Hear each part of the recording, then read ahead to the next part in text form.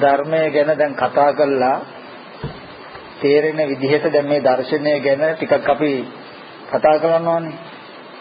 එතකොට අපි කතා කළා හැමදාම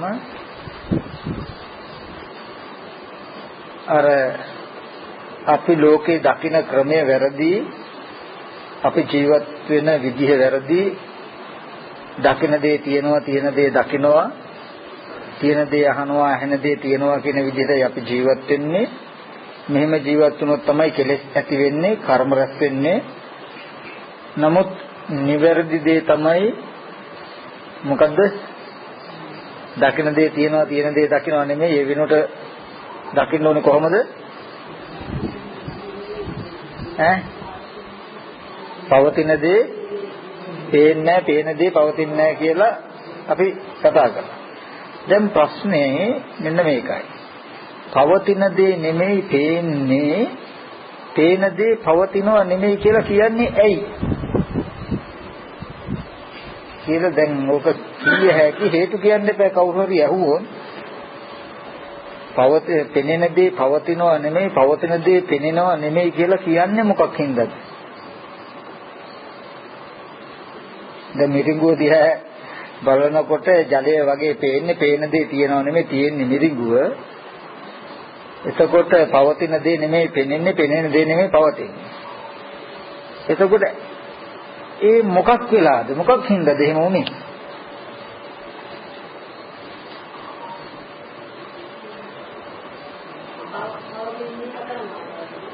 හරි. පවතින සතර මහා ධාතුව පේන්නේ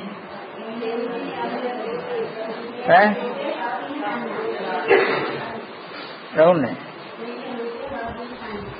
එහෙම කිව්වොත් වැරදීනේ.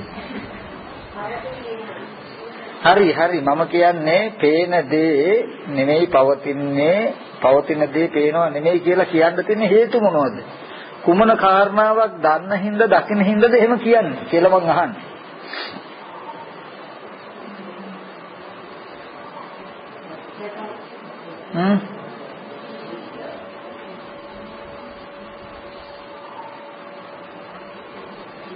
මොකද්ද හේතුව?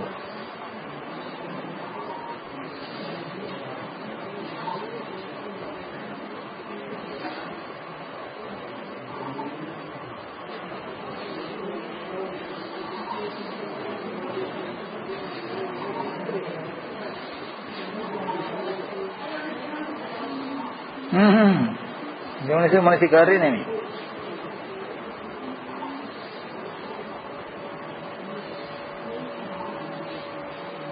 දැන් එහෙම වෙනස් වෙලා පේන්න මොකක් හරි හේතුවක් තියෙන්න එපා.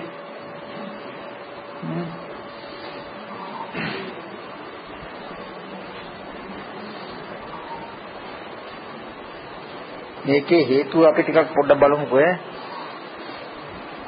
ඒකේ හේතුව ගැන තමයි අපි කිව්වේ.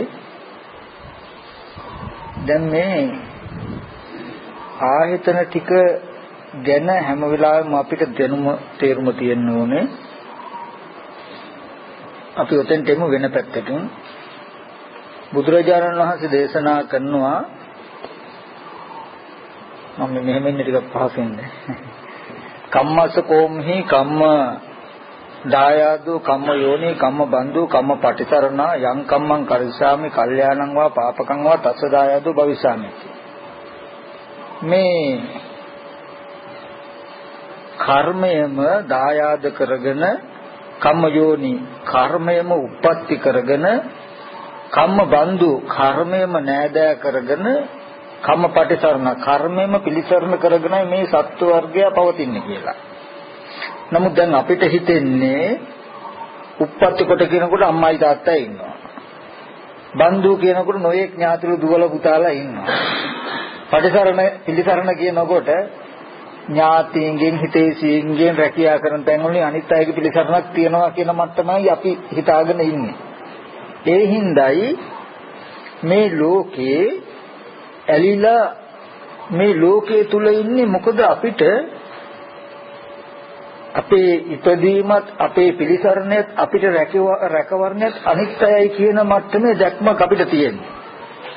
යම් වෙලාවකදී වෙන කිසිම කෙනෙකුගේ පිහිටක් සරණක් නැහැ. ඇත්තටම මේ කර්මයේම උප්පත්ති කොට, කර්මයේම දායාද කොට, කර්මයේම බඳු කොට, කර්මයේම උප්පත්ති කොට, කර්මයේම පිළිසරණ කොටයි ඉන්නේ කියලා තේරුණු දවසටයි අපි ලෝකෙන් ඈතර වෙන්නේ. එදාටයි මේ කර්මය ගැන උනත් බය ඇති වෙන්නේ. අද කොච්චර කිව්වත් අපිට කර්මයට බය ඇති වෙන්නේ නැත්තේ. දැන් අපාය ගැන කියනකොට අම්මෝ කියලා බය හිතෙනවා. නමුත් ඒ වුණාට ජීවිතෙන් ඒ වගේ තැනකට යන්න තියෙන කර්ම සිද්ධ වෙන්න අවස්ථාව යෙදුනහම තමයි වෙන්න පුළුවන්. නේද? මොකද ඒකට හේතුව එතන දැන දැක අවබෝධයකින් අතහැරෙන්න ඕන සිද්ධියක් මිසක අතහරින්න පුළුවන් සිද්ධියක් නෙමෙයි. එතකොට මේ කර්මය නෑදෑ කොට, උප්පත්ති කොට, පිළිකරන කොට, පිහිට කොට ඉන්නවා කියලා බුදුරජාණන් වහන්සේ දේශනා කළේ ඇයි කියන එක අපිට තේරෙන්න ඕන.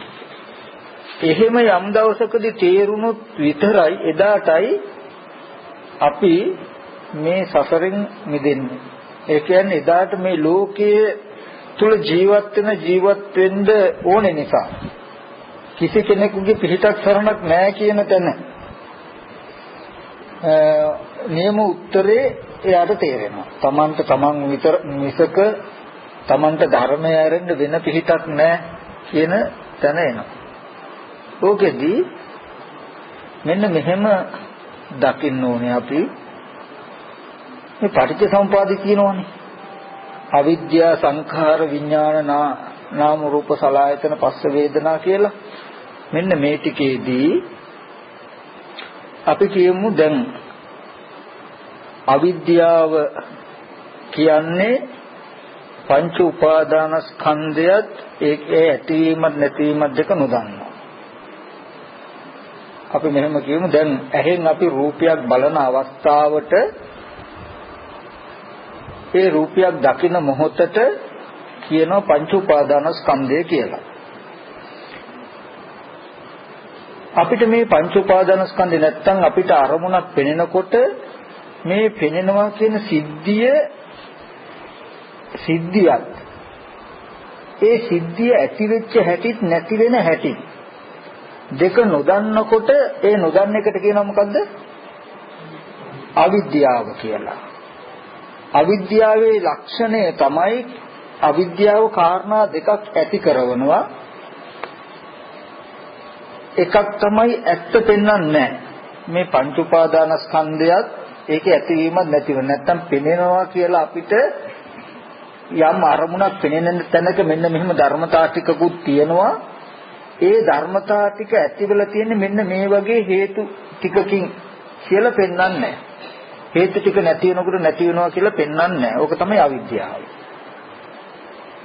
එහෙම නොපෙනෙනකොට ඉබේම අපිට හිතෙන්නේ තියෙන දෙයක් කියන මට්ටම. ඒ පේන දේ ඇති වෙන හා නැති වෙන හැටි නොදන්නකොට අපිට හිතෙන්නේ තියෙන දේකුයි අපිට පේන්නේ කියන මට්ටම. එතකොට අපි මොකද කරන්නේ? පේන දේ ආරම්භය මොනවා හරි හිතනවා. එක්කෝ පේන දේ ආරම්භය කියනවා. එක්කෝ පේන දේ ආරම්භය කරනවා. පේන දේ මෙහෙම ගන්න හදනවා නම් අපි ඒ පේන දේ ආරම්භය යමක් කළා. මේ පේන දේ ආරම්භය මොන හරි කියනවනම් මේ කෝප්පේ කියලා කියනවනම් මේක කිව්වා. ඒ නැතත් මේ ආරම්භය මෙතන තියෙන කෝප්පයක් වටාපතක් නේ කියන හැඟීම හෝ තියෙනවනම් මේ හිතුවා. එතකොට අවිද්‍යා පත්‍ය සංඛාරා කියනකොට අපි පෙනෙන දේ ආරම්භය මොනවා හරි දෙයක් හිතනවනම් කියනවනම් කරනවනම් ඒ හිතින් කිරින් කරන්නේ මේ පෙනෙනවා කියන සිද්ධියේ තියෙන සැබෑ තත්ත්වය නොදන්නාකම නිසායි. එතකොට හිතන කියන කරන සිද්ධාන්තයට අවිද්‍යාව බැඳිලා තියෙන්නේ. දැන් අපි පේන දෙයට හිතන එක ඇති හිතනකොටම ඉබේම එතන අවිද්‍යාව තියෙනවා කියන ධර්මතාවය යෙදෙනවා. එතකොට අවිද්‍යා පත්‍ය සංඛාර. ඔන්න ඔය හිතන දේ තුල හිතන කාරණාව තුල තියෙනවා තණ්හා මාන කියන කෙලෙස් ටිකක්. තණ්හා මාන කියලා කියන්නේ අපි හිතනවා කියලා කියන්නේ මනිනවා. මනින එක මත තණ්හාව. අපි නිකමට කිව්වොත් දැන් එකම මට්ටමේ කඩදාසි කොළ දෙකක් තියෙනවා. අපි මේකට හිතනවා එකකට මේක රුපියල් 1000යි මේක රුපියල් 100යි කියලා. එතකොට හිතුවාම මේ 1000 කියන එක ගොඩක් වටිනවා මේකෙන් මෙහෙම වැඩ කරන්න පුළුවන් මේකෙන් එච්චර කරන්න බෑ කියන මට්ටමේ දැන් මේ හිතීම තියෙනවා. එතකොට දැන් මෙතන තියෙනවා මේකට වඩා මේක වටිනවා මේ කාරණා 100 වටින්නේ 1000ට වඩා කියලා මැනීමකුත් තියෙනවා. මැනීමත් එක්ක දැන් මේ හිතීමට එක හිතීම කියන තැනක එකටයි තියෙන්නේ මැනීමත්. දැන් මැනීම කියන තැන එකටයි තියෙන්නේ තණ්හාව. දැන් මොකද කරන්නේ? අපි වටිනාකමේ හැටියට මනිනවා. මේ තණ්හා කරනවා. දැන් කවුරු හරි ගන්න කිව්වොත් ඉස්සෙල්ලාම 1000 කියන එකට නේ අත දාන්නේ. දැන් මේ එකම කඩදාසි කොළ තියෙනකොට ඇයි එකකට ඉස්සෙල්ලාම අත දාන්න ගන්න හේතුව? ඒකට තියෙන කැමැත්තනේ. ඇයි ඒක කැමැති උනේ? දැන් දෙකම කඩදාසි නම් එකකට ඇයි වැඩි කැමැත්තක් ඇති උනේ? වටිනාකම. වටිනාකම ලැබුණේ කොහොමද? වටිනාකමක් දීලා අපි හිතපු නිසානේ. ඒ කියන්නේ අපි වගේම ලෝකේ ඔක්කොම හිතලා තියෙනවා. මේක ප්‍රඥප්තිය. එතකොට මේ හිතපු කර්මය මත මට්ටම මත තියෙනවා මොකද්ද? තණ්හා මාන කියන කාරණා දෙකට බැඳිලා තියෙනවා. තණ්හා මාන කියන තණ්හාවට බැඳිලා තියෙනවා කර්මය. කර්මයට බැඳිලා තියෙනවා අවිද්‍යාව. අපි යමක් බලනකොට බලන දේ තුල තියෙන අවිද්‍යාව නිසා අපි හිතනවා. ඒ හිතන එක අපේ කර්මය. හිතීම මත තමයි අපිට වටිනාකමක් එන්නේ. ඒ මට්ටම මත තණ්හාව. එතකොට තණ්හා මට්ටම මත උපාදානය කියන්නේ අපි ඒ කැමැත්තේ මට්ටමට තමයි ඒක මගේ කියලා ගන්නෙ කැමති වෙන්නේ. දැන් මෙතනදී මේ කාරණා ටික ඔක්කොම අයිති අවිද්‍යා කර්ම තණ්හා උපාදාන කියන මේ ඔක්කොම ටික එකට බැඳිලා තියෙන්නේ කර්ම භවය කියන තැනකින්. මෙතෙන්දි මට පෙන්වන්න ඕනේ ඊට පස්සේ මරණාසන්න මොහොතේදී ප්‍රතිසන්දි වශයෙන් විඥානයේ පැමිණෙනකොට ඒ හිතේ හැම වෙලාවෙම මේ කර්ම ගතිය තියෙනවා. අවිද්‍යාවේ මට්ටම මත කර්මය, කර්මයේ මට්ටම මතයි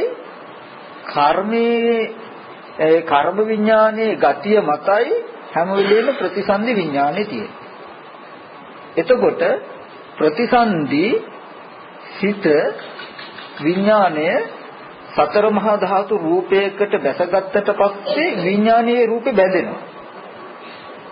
එතකොට කියනවා විඥානපච්චය නාම රූපං කියලා.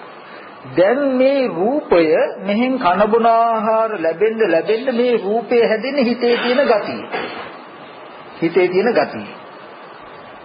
මේ බොහොම ගැඹුරු නමුත් වටිනා දැනක්.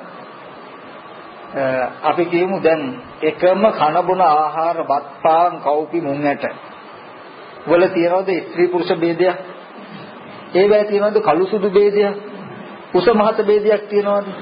එහෙනම් කන බොන බත් පාන් කවුරු මුංගන්ට කාලා හැදෙන ශරීරය ස්ත්‍රියක් උනේ පුරුෂයෙක් උනේ උස උනේ මිටි උනේ කළු උනේ සුදු උනේ ඇයි? රූපේ ඒ தත්ත්වයටපත් කිරීමේ හැකියාව තිබුණේ ඒ රූපය හා බැඳිලා තියෙන සිතේ තියෙන කර්ම ගති වලට.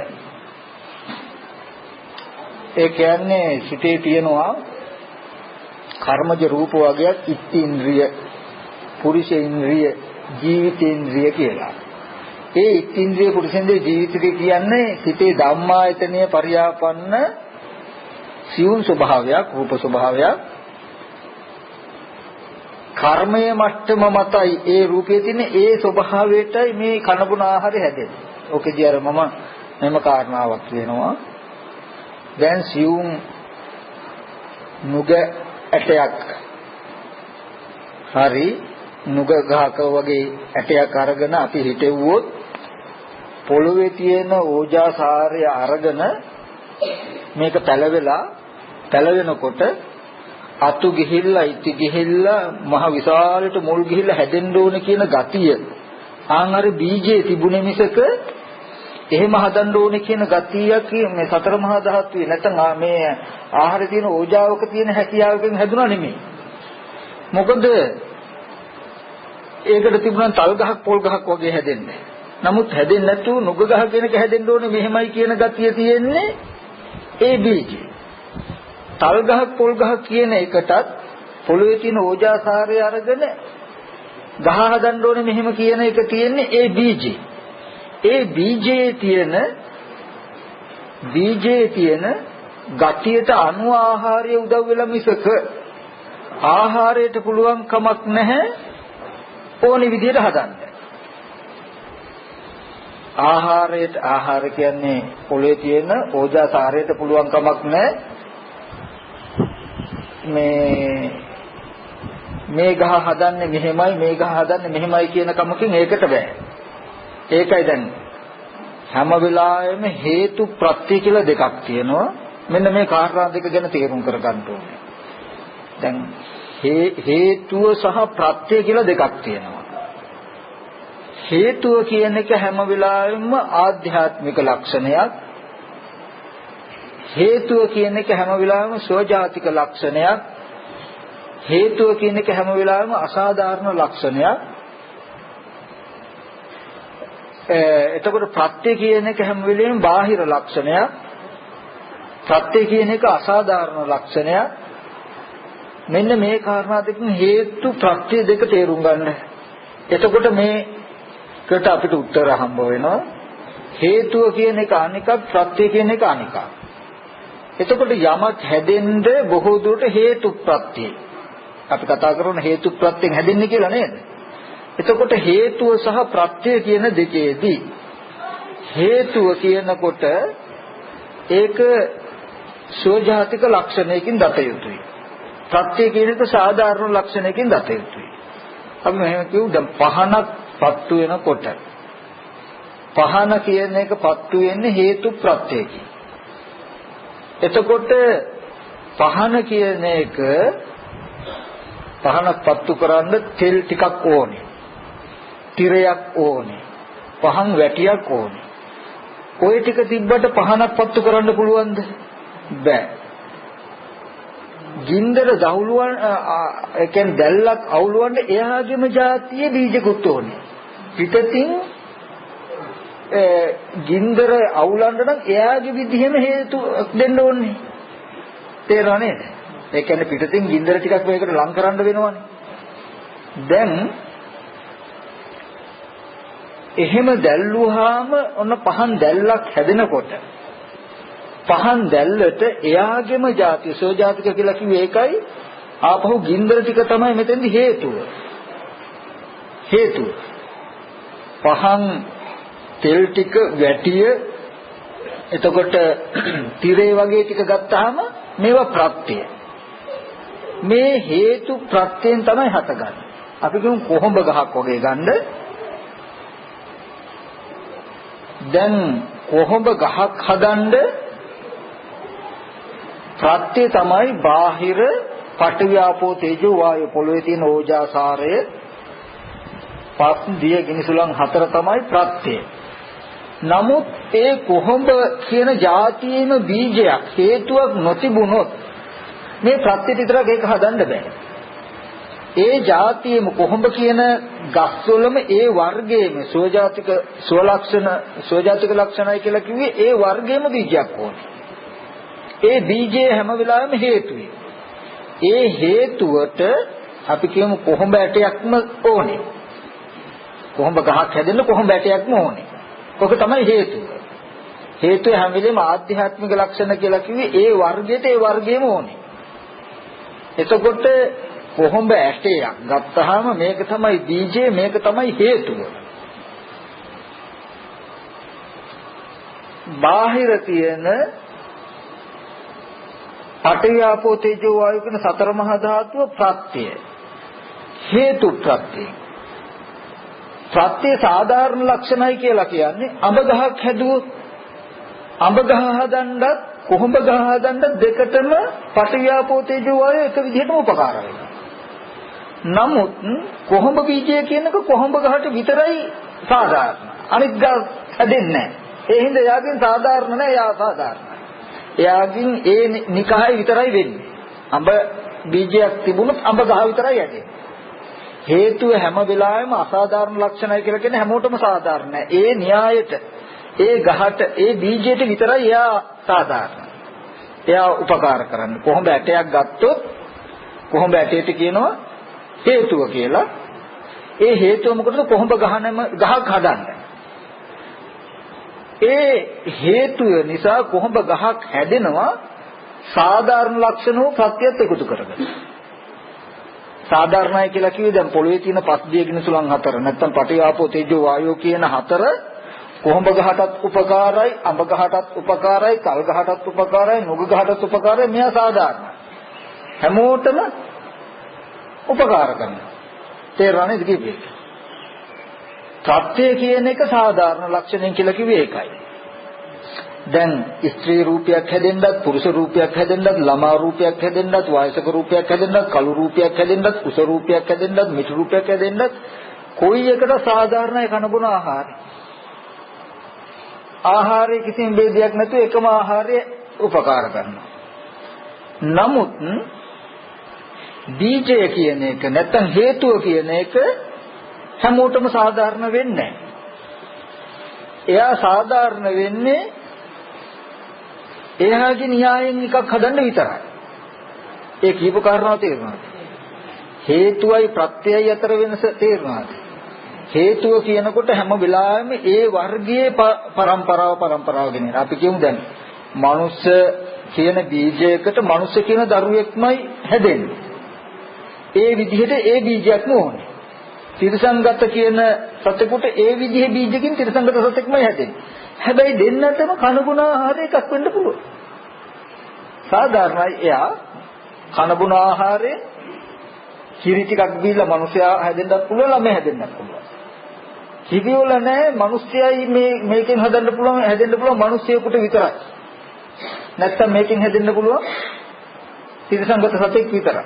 දැන් හරකෙක් ළඟ තියෙන කිරි ටිකක් අරන් හරක් පැටියෙක් හැදෙන්නත් පුළුවන්, ළමා පැටියෙක් හැදෙන්නත් පුළුවන්. ඒ ආහාරය නැ ළමයා හෝ හරක හෝ කියන කාරණා. කර්මානුරූපව පැමිණි බීජයේ තියෙන්නේ මේ කිරි ටිකෙන් හදන්න ඕනේ මෙහෙම රූපයක්. මේ කිරි ටිකෙන් හදන්න ඕනේ මෙහෙම රූපයක් කියලා රූප දෙක වෙනස් කරලා හැදීමේ හැකියාව තියෙන්නේ ආහාරයට නෙමෙයි. මොකේදද? හේතුවට. බීජයට. ඒකයි මම ඔය කිව්වේ අවිද්‍යාව නිසායි කර්මය. ඒ කර්ම විඥානයේ මට්ටමටයි ප්‍රතිසන්දි විඥානය. දැන් ප්‍රතිසන්දි විඥානයේ මට්ටමටයි ගතියටයි රූපේ හැදෙන්නේ. කන බොන ආහාර පාන ගන්න ඒ ප්‍රතිසන්දි සිතේ තියෙන ගතියට අනුව ප්‍රතිසන්දි සිත මේ රූපෙට බැසගෙන බැඳුනහම හිතේ තියෙන කර්මානුරූප ගතියටයි දැන් අපේ මේ කය හැදෙන්නේ. එතකොට ඒ නාම රූප දෙකේ වර්ධනය මතයි ඒ ගතිය මතයි ආයතන ටික හැදෙන්නේ. ආයතන ටිකේ ගතිය මතයි ස්පර්ශ වෙන්නේ. ස්පර්ශ වෙන ගතියටයි විඳින්න වෙන්නේ. ආයේ දැන් කිසි කෙනෙකුට වෙනස් කරන්න බෑ. හොඳට බලන්න සම්පූර්ණ කර්මයම උප්පත්ති කොට ඉන්නේ. කර්මයම නෑදෑ කොට මෙන්න මේ සිද්ධිය ගැන අපි බලමු. අපි මෙහෙම කියමු අර වෙනද කතා කරන එකේම දැන් කෙනෙක් අවිද්‍යාව කියන්නේ මේ ස්පර්ශ ආයතන හයේ ඇතිවීම නැතිවීම දන්නේ. මෙයා හැම වෙලේම මෙයා කර්මය තමයි මෙයා හිතන අපි කියමු තව කෙනෙකුට වතුර ටිකක් බොන්න දෙන්න කැමති නැහැ. වතුර ටිකක් දැක්කොත් කිසි කෙනෙක් නොබෝවා කියන අදහසින් ඒකට වස දානවා. කියන්නකො නිකන් නැතිනම් කාට හරි වතුර ටිකක් බොන්න ගත්තොත් ඒක උදුරලා අරගෙන විසි කරනවා. වගේ තැනකින් තමයි හැම වෙලේම කරන්නේ. දැන් කර්මයේ ස්වභාවය තමයි මෙයා වතුර නොබොනවට කැමති කියන තැනකින්නේ. එයා නොබොනවට නෙවෙයි කෙනෙක් වතුර නොබොන බවට බොන්න නොදෙන්න නෙවෙයිකම තියෙන්නේ. නොබොන බවට කැමති. ඔන්න දැන් කර්ම විඥානයේ පිටලා තියෙන මොකද වතුර නොබොනවට කැමති කියන තැනක.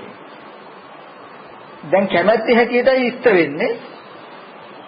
අර ඔකට තේරෙන විදිහට කියන්නේ අර එක ස්ත්‍රියක් බල්ලෙක්ව මරුවලු වැලි කලයක් බෙල්ලේ බැඳලා ගිල්ලලා. එතකොට එයා කැමති මේ විදිහට මරන්නද කැමති. කැමති දේ ඉෂ්ට වෙනවා ඒ විදිහට Tamanට මැරෙන්න වෙනවා.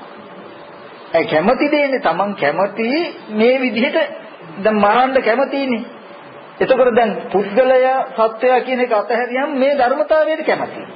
ඒතර කැමති දේ Tamanට ලැබෙනවා Tamanටත් ඒ විදිහට මැරෙන විදිහට තමයි ලැබෙන්නේ. මේ කර්මය කියන්නේ. එතකොට මේ වගේ දැන් කෙනෙකුට වතුර දෙන්න කෙනෙක් වතුර නොබොන බවට තමයි මෙයා කැමති. වතුර නොබොන බවයි සලස්වන්නේ. දැන් මේ මහත්ය බොන වතුර එක මං උදුරලා විසි කරනවා කියන්නේ වතුර නොබොනවට කැමතිනේ. මෙයා මම කියන පුද්ගල භාව අතහැරියම ධර්මතාවයේ තියෙන වතුර නොබොනවට කැමති. දැන් මට හම්බ වෙන්නේ කර්මය කියලා මොකද්ද? වතුර නොබොනවට කැමති කියන තැනක සිද්ධියකින්. එතකොට ඕනෝක තමයි මගේ කර්ම විඥානය. මේ කර්මයට අනුව ප්‍රතිසන්දි සිත පහළ වෙනකොට ප්‍රතිසන්දි සිතේ තියෙනවා මේ කර්මයේ ගති වතුර නොබොනවට කැමති වතුර නැති විදිහටයි ලැබෙන්න ඕනේ කියන ගතිය තියෙනවා ප්‍රතිසන්දි සිතේ.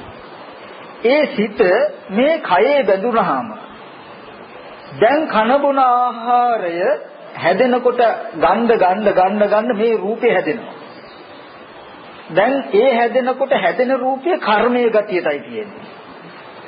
නාම රූප දෙක හැදෙනකොට ආයතන හැදෙනවා. දැන් ආයතන ටිකක් තියෙන්නේ අර කර්මයේ ගතියට. දැන් මේ ඇහින් බලනකොට මේ ඇහැට පේන්නේ වතුර පේන්නේ නැති විදිය ඇහැක් හැදිලා තියෙන්නේ මට. ඒ කියන්නේ දැන් වතුර නොබොන විදියට නෙවෙයි. දැන් මේ ඇහින් බැලුවාම ලේසර් වගේ යොන්න පේන්නේ මට. මොකද ඒකට හේතුව වතුර නැති පරිසරයක ඉපදෙනවා නම් තව කමන්නේ ඒ විතරක් නෙවෙයි. වතුර නැති පරිසරයක ඉපදුනොත් බැරි වෙලා වෙන කෙනෙක් වතුර ටික ගිහිල්ලා දුන්නොත් බොන්න පුළුවන් නේ. දැන් මෙහෙම හැදුනහම වතුර ඇති පරිසරෙත් නැති පරිසරෙත් එයාට වතුර නැහැ.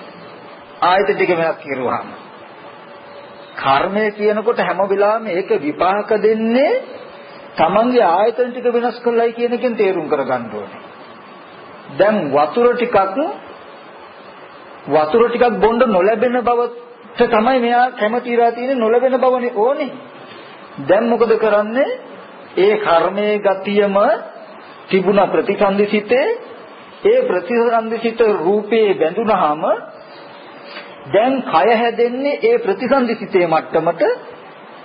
එතකොට ඒ හැදෙන කයේ මට්ටමටයි ආයතන ටික. දැන් ආයතන ටිකේ මට්ටමටයි ස්පර්ශ වෙන්නේ. දැන් මේ ඇහැට ස්පර්ශ වෙන්නේ වතුර නොපෙනෙන විදිහට. ඒ කියන්නේ වතුර තියෙන තැනදී આવුත් එක්ක වතුර පේන්නේ නැත්නම් ලේතර වගේ පේන්නේ. එතකොට කනටත් එහෙමයි. නාසයේ තිබල බැලුවොත් ලේතරව ගඳ පේන්නේ නැත්නම් වතුර පේන්නේ නැහැ. දිව ගාලා බැලුවොත් මේ ආයතන ටිකම දැන් මේ කර්මයේ මට්ටමට හැදිලා තියෙන්නේ. දැන් මෙහි මහ වතුර ගලාගෙන යද්දි මෙයාගේ ආයතන ටික කොහොම වෙනස් කරලා හදලා තියෙන්නේ? දැන් මේ අවිද්‍යා කර්ම ටික තියෙන ටිකේ හදලා තියෙන්නේ. දැන් කර්මයම පිහිට කරගෙන පිළිසරණ කරගෙන ඉන්නේ කියලා කිව්වේ. දැන් මෙයාට වතුර ටිකක් පොවන්න මෙහි ඉන්න නෑදෑයෙක් කාට හරි පුළුවන්ද කියලා බලන්න. බෑ. මෙයාට වතුර ටිකක් පිපාසෙ හොඳටම. මෙයාට මේ පිපාසෙ සංසිඳවා ගන්න පිළිසරණ වෙන්න කියන්න කාට හරි බෑ.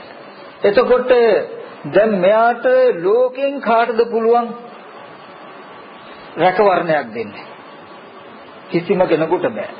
දැන් මෙයා එහෙනම් දැනගන්න ඕනේ කර්මයේම පිහිට කරගෙන. ඒ කියන්නේ දැන් මේ විදිහේ ආයතනයක් නැතුව වතුර පේන ආයතනයක් හදලා දෙන්න කියලා අම්මටයි තාත්තටයි කියන්නකො එහෙනම්. දැන් උප්පත්තිය දෙන්නේ අම්මයි තාත්තයි නම් ඇයි අනිත් අයට වතුර පෙනෙද්දී Tamanටත් වතුර ටිකක් පෙනෙනවා පෙනිලා පිපාසය සංසිඳවා ගන්න පුළුවන් කියන මට්ටමින් ආයතන ටික හදලා දෙන්න කියන්නකො.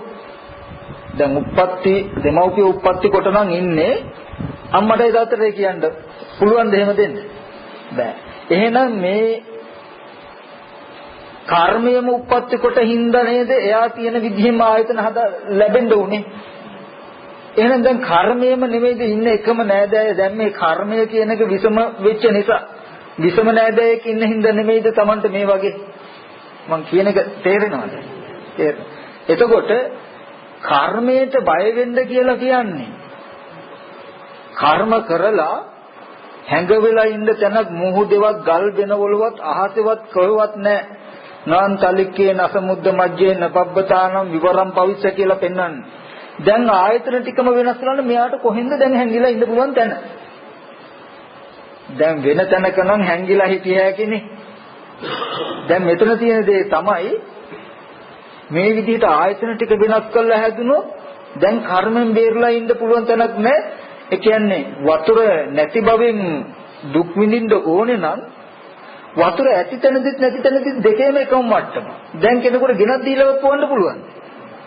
දැන් අපි ගොඩක් දුරට හිතන්නේ අපි වතුර නැති තැනක ඉපදෙයි කියලා.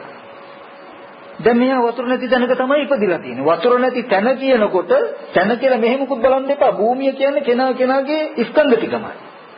වතුර නැති තැනකයි මෙයා ඉපදිලා තියෙන්නේ. ඒක ඇත්ත. අපේ හිතේ තියෙන බාහිර තියෙන ලෝකයක් මවා ගන්න එපා. අපිට හිතෙන්නේ ලෝක බාහිර ලෝක තියෙනවා කියලා. එහෙම ලෝක නැහැ. ඇත්තටම වතුර නැති තැනකයි ඉපදිලා තියෙන්නේ. ඒ හින්දායි වතුර නැත්තේ. වතුර නැති තැනක ඉපදිලා කියලා තමන්ගේ ස්කන්ධ ටික බලන්න මෙන්න මේ විදිහේ ස්කන්ධ ටිකක් හැදුනොත් එතන දැන් භූමියේ වතුර තියනවද? වතුර නැහැ. එතකොට මෙන්න මේ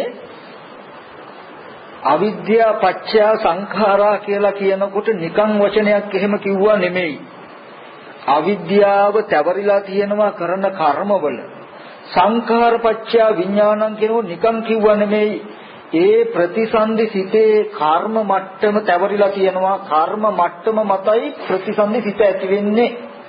සංකාර විඥාන පත්‍ය නාම රූපං කියනකොට ඒ නාම රූප දෙක තැවරිලා තියෙනවා යෙදිලා තියෙනවා ඒ විඥාණය මත.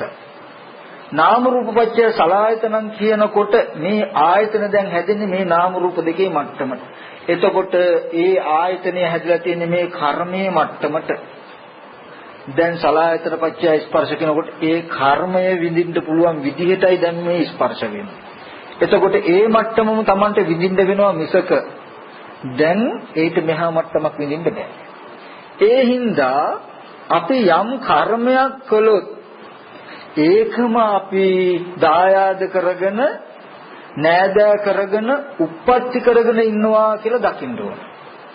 තේරුණා මේ කියන කාරණා ටික? ඒ කියන්නේ වෙන කිසි කෙනෙකුට පිහිටක් වෙන්න විදිහක් නැහැ. වෙන කිසි කෙනෙකුට රැකවරණයක් දෙන්න ක්‍රමයක් නැහැ. ඒ ටිකටයි ওই පටිච්චසමුපාදයේ පෙන්වන්නේ ආයේ කිසිම ওই න්‍යාය ගත්තාම මේ ආයේ මේ ඉන්දිකට තුනකටවත් ওই න්‍යායෙන් එහාට මෙහාට යන්න බෑ. හොරෙන් එහෙම උදව් කරන්න බෑ. එතකොට මේකෙන් මට කියන්න උනේ මෙන්න මේ කාරණාව. ඒ කර්මය මතයි ප්‍රතිසන්දි සිතේ මට්ටමටයි නාම රූප දෙක. ඒ කියන්නේ ප්‍රතිසන්දි සිත මේ කයේ බැඳුනහම දැන් කන බොන ආහාරය ඔක්කොම අර රූපේ හැදෙන්නේ අර සිතේ තියෙන ගතිය. එතකොට ඒ නාම රූප දෙකේ ගතියටයි ආයතන ටික හැදෙන්නේ. ආයතන වල ගතියනේ ස්පර්ශ වෙන්නේ. ඔන්න ඔය න්‍යායක් තියෙන නිසා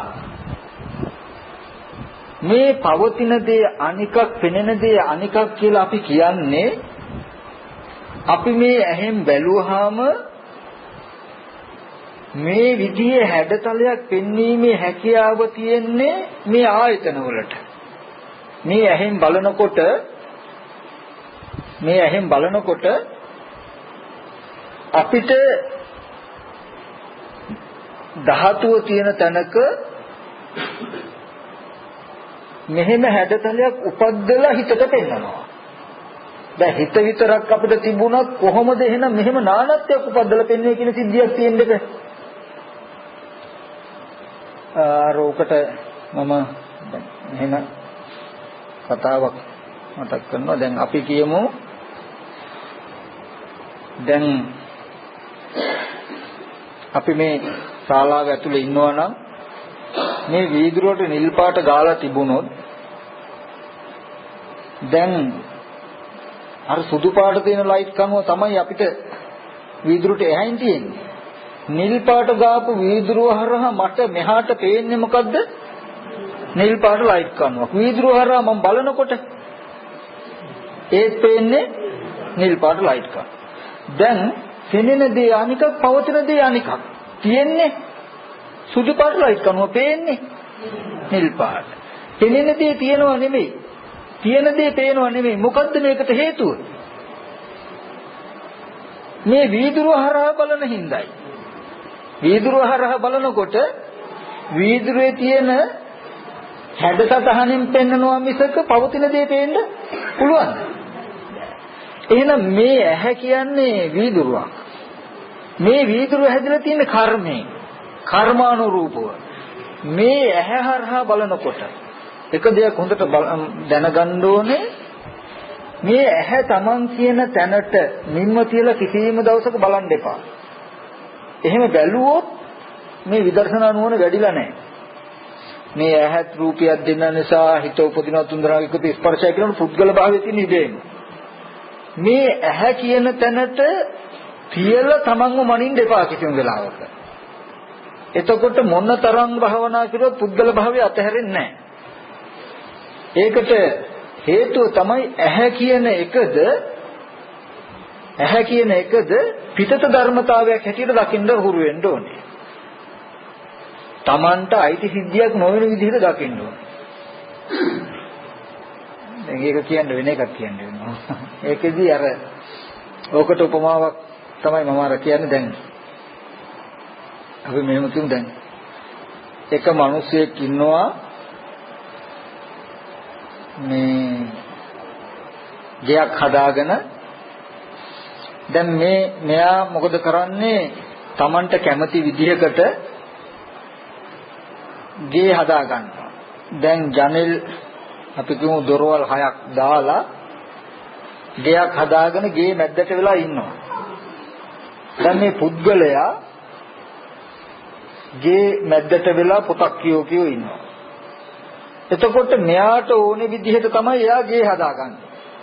දැන් ගෙයක් හදාගන්නකොට ගෙය හදා ගැනීමේ අයිතිය තියෙන ගෙදර ඉන්න කෙනාටනේ. Tamanට ඕනේ විදිහට Tamanට වාසය කරන්න Taman කැමති Tamanට සුදුසු විදිහට ගේ හදාගත්තේ. ගේ හදාගෙන ගේ මැද්දට වෙලා ඉන්නවා. දැන් Tamanට කැමති විදිහට මේ දොර ජනෙල් දාගත්තේ තමන්මයි. නිල් පාට වීදුරුවක්, කහ පාට වීදුරුවක් කියලා. ඔන්න දැන් අපි මෙහෙම කියමු මේ ශාලාවෙම දැන් මේ ඉස්සරහ වීදුරුව නිල් පාටයි, මේකට කහ පාටයි, රතු පාටයි, ওই විදිහට වීදුරු ටිකක් දාලා දැන් මේ මැද්දට වෙලා ඉන්නවා. දැන් ඇතුලේ ඉඳන්මයි ගේ හැදුවේ, ගේ හදාගෙන මැද්දට වෙලා ඉන්නවා දැන්. ඉන්නකොට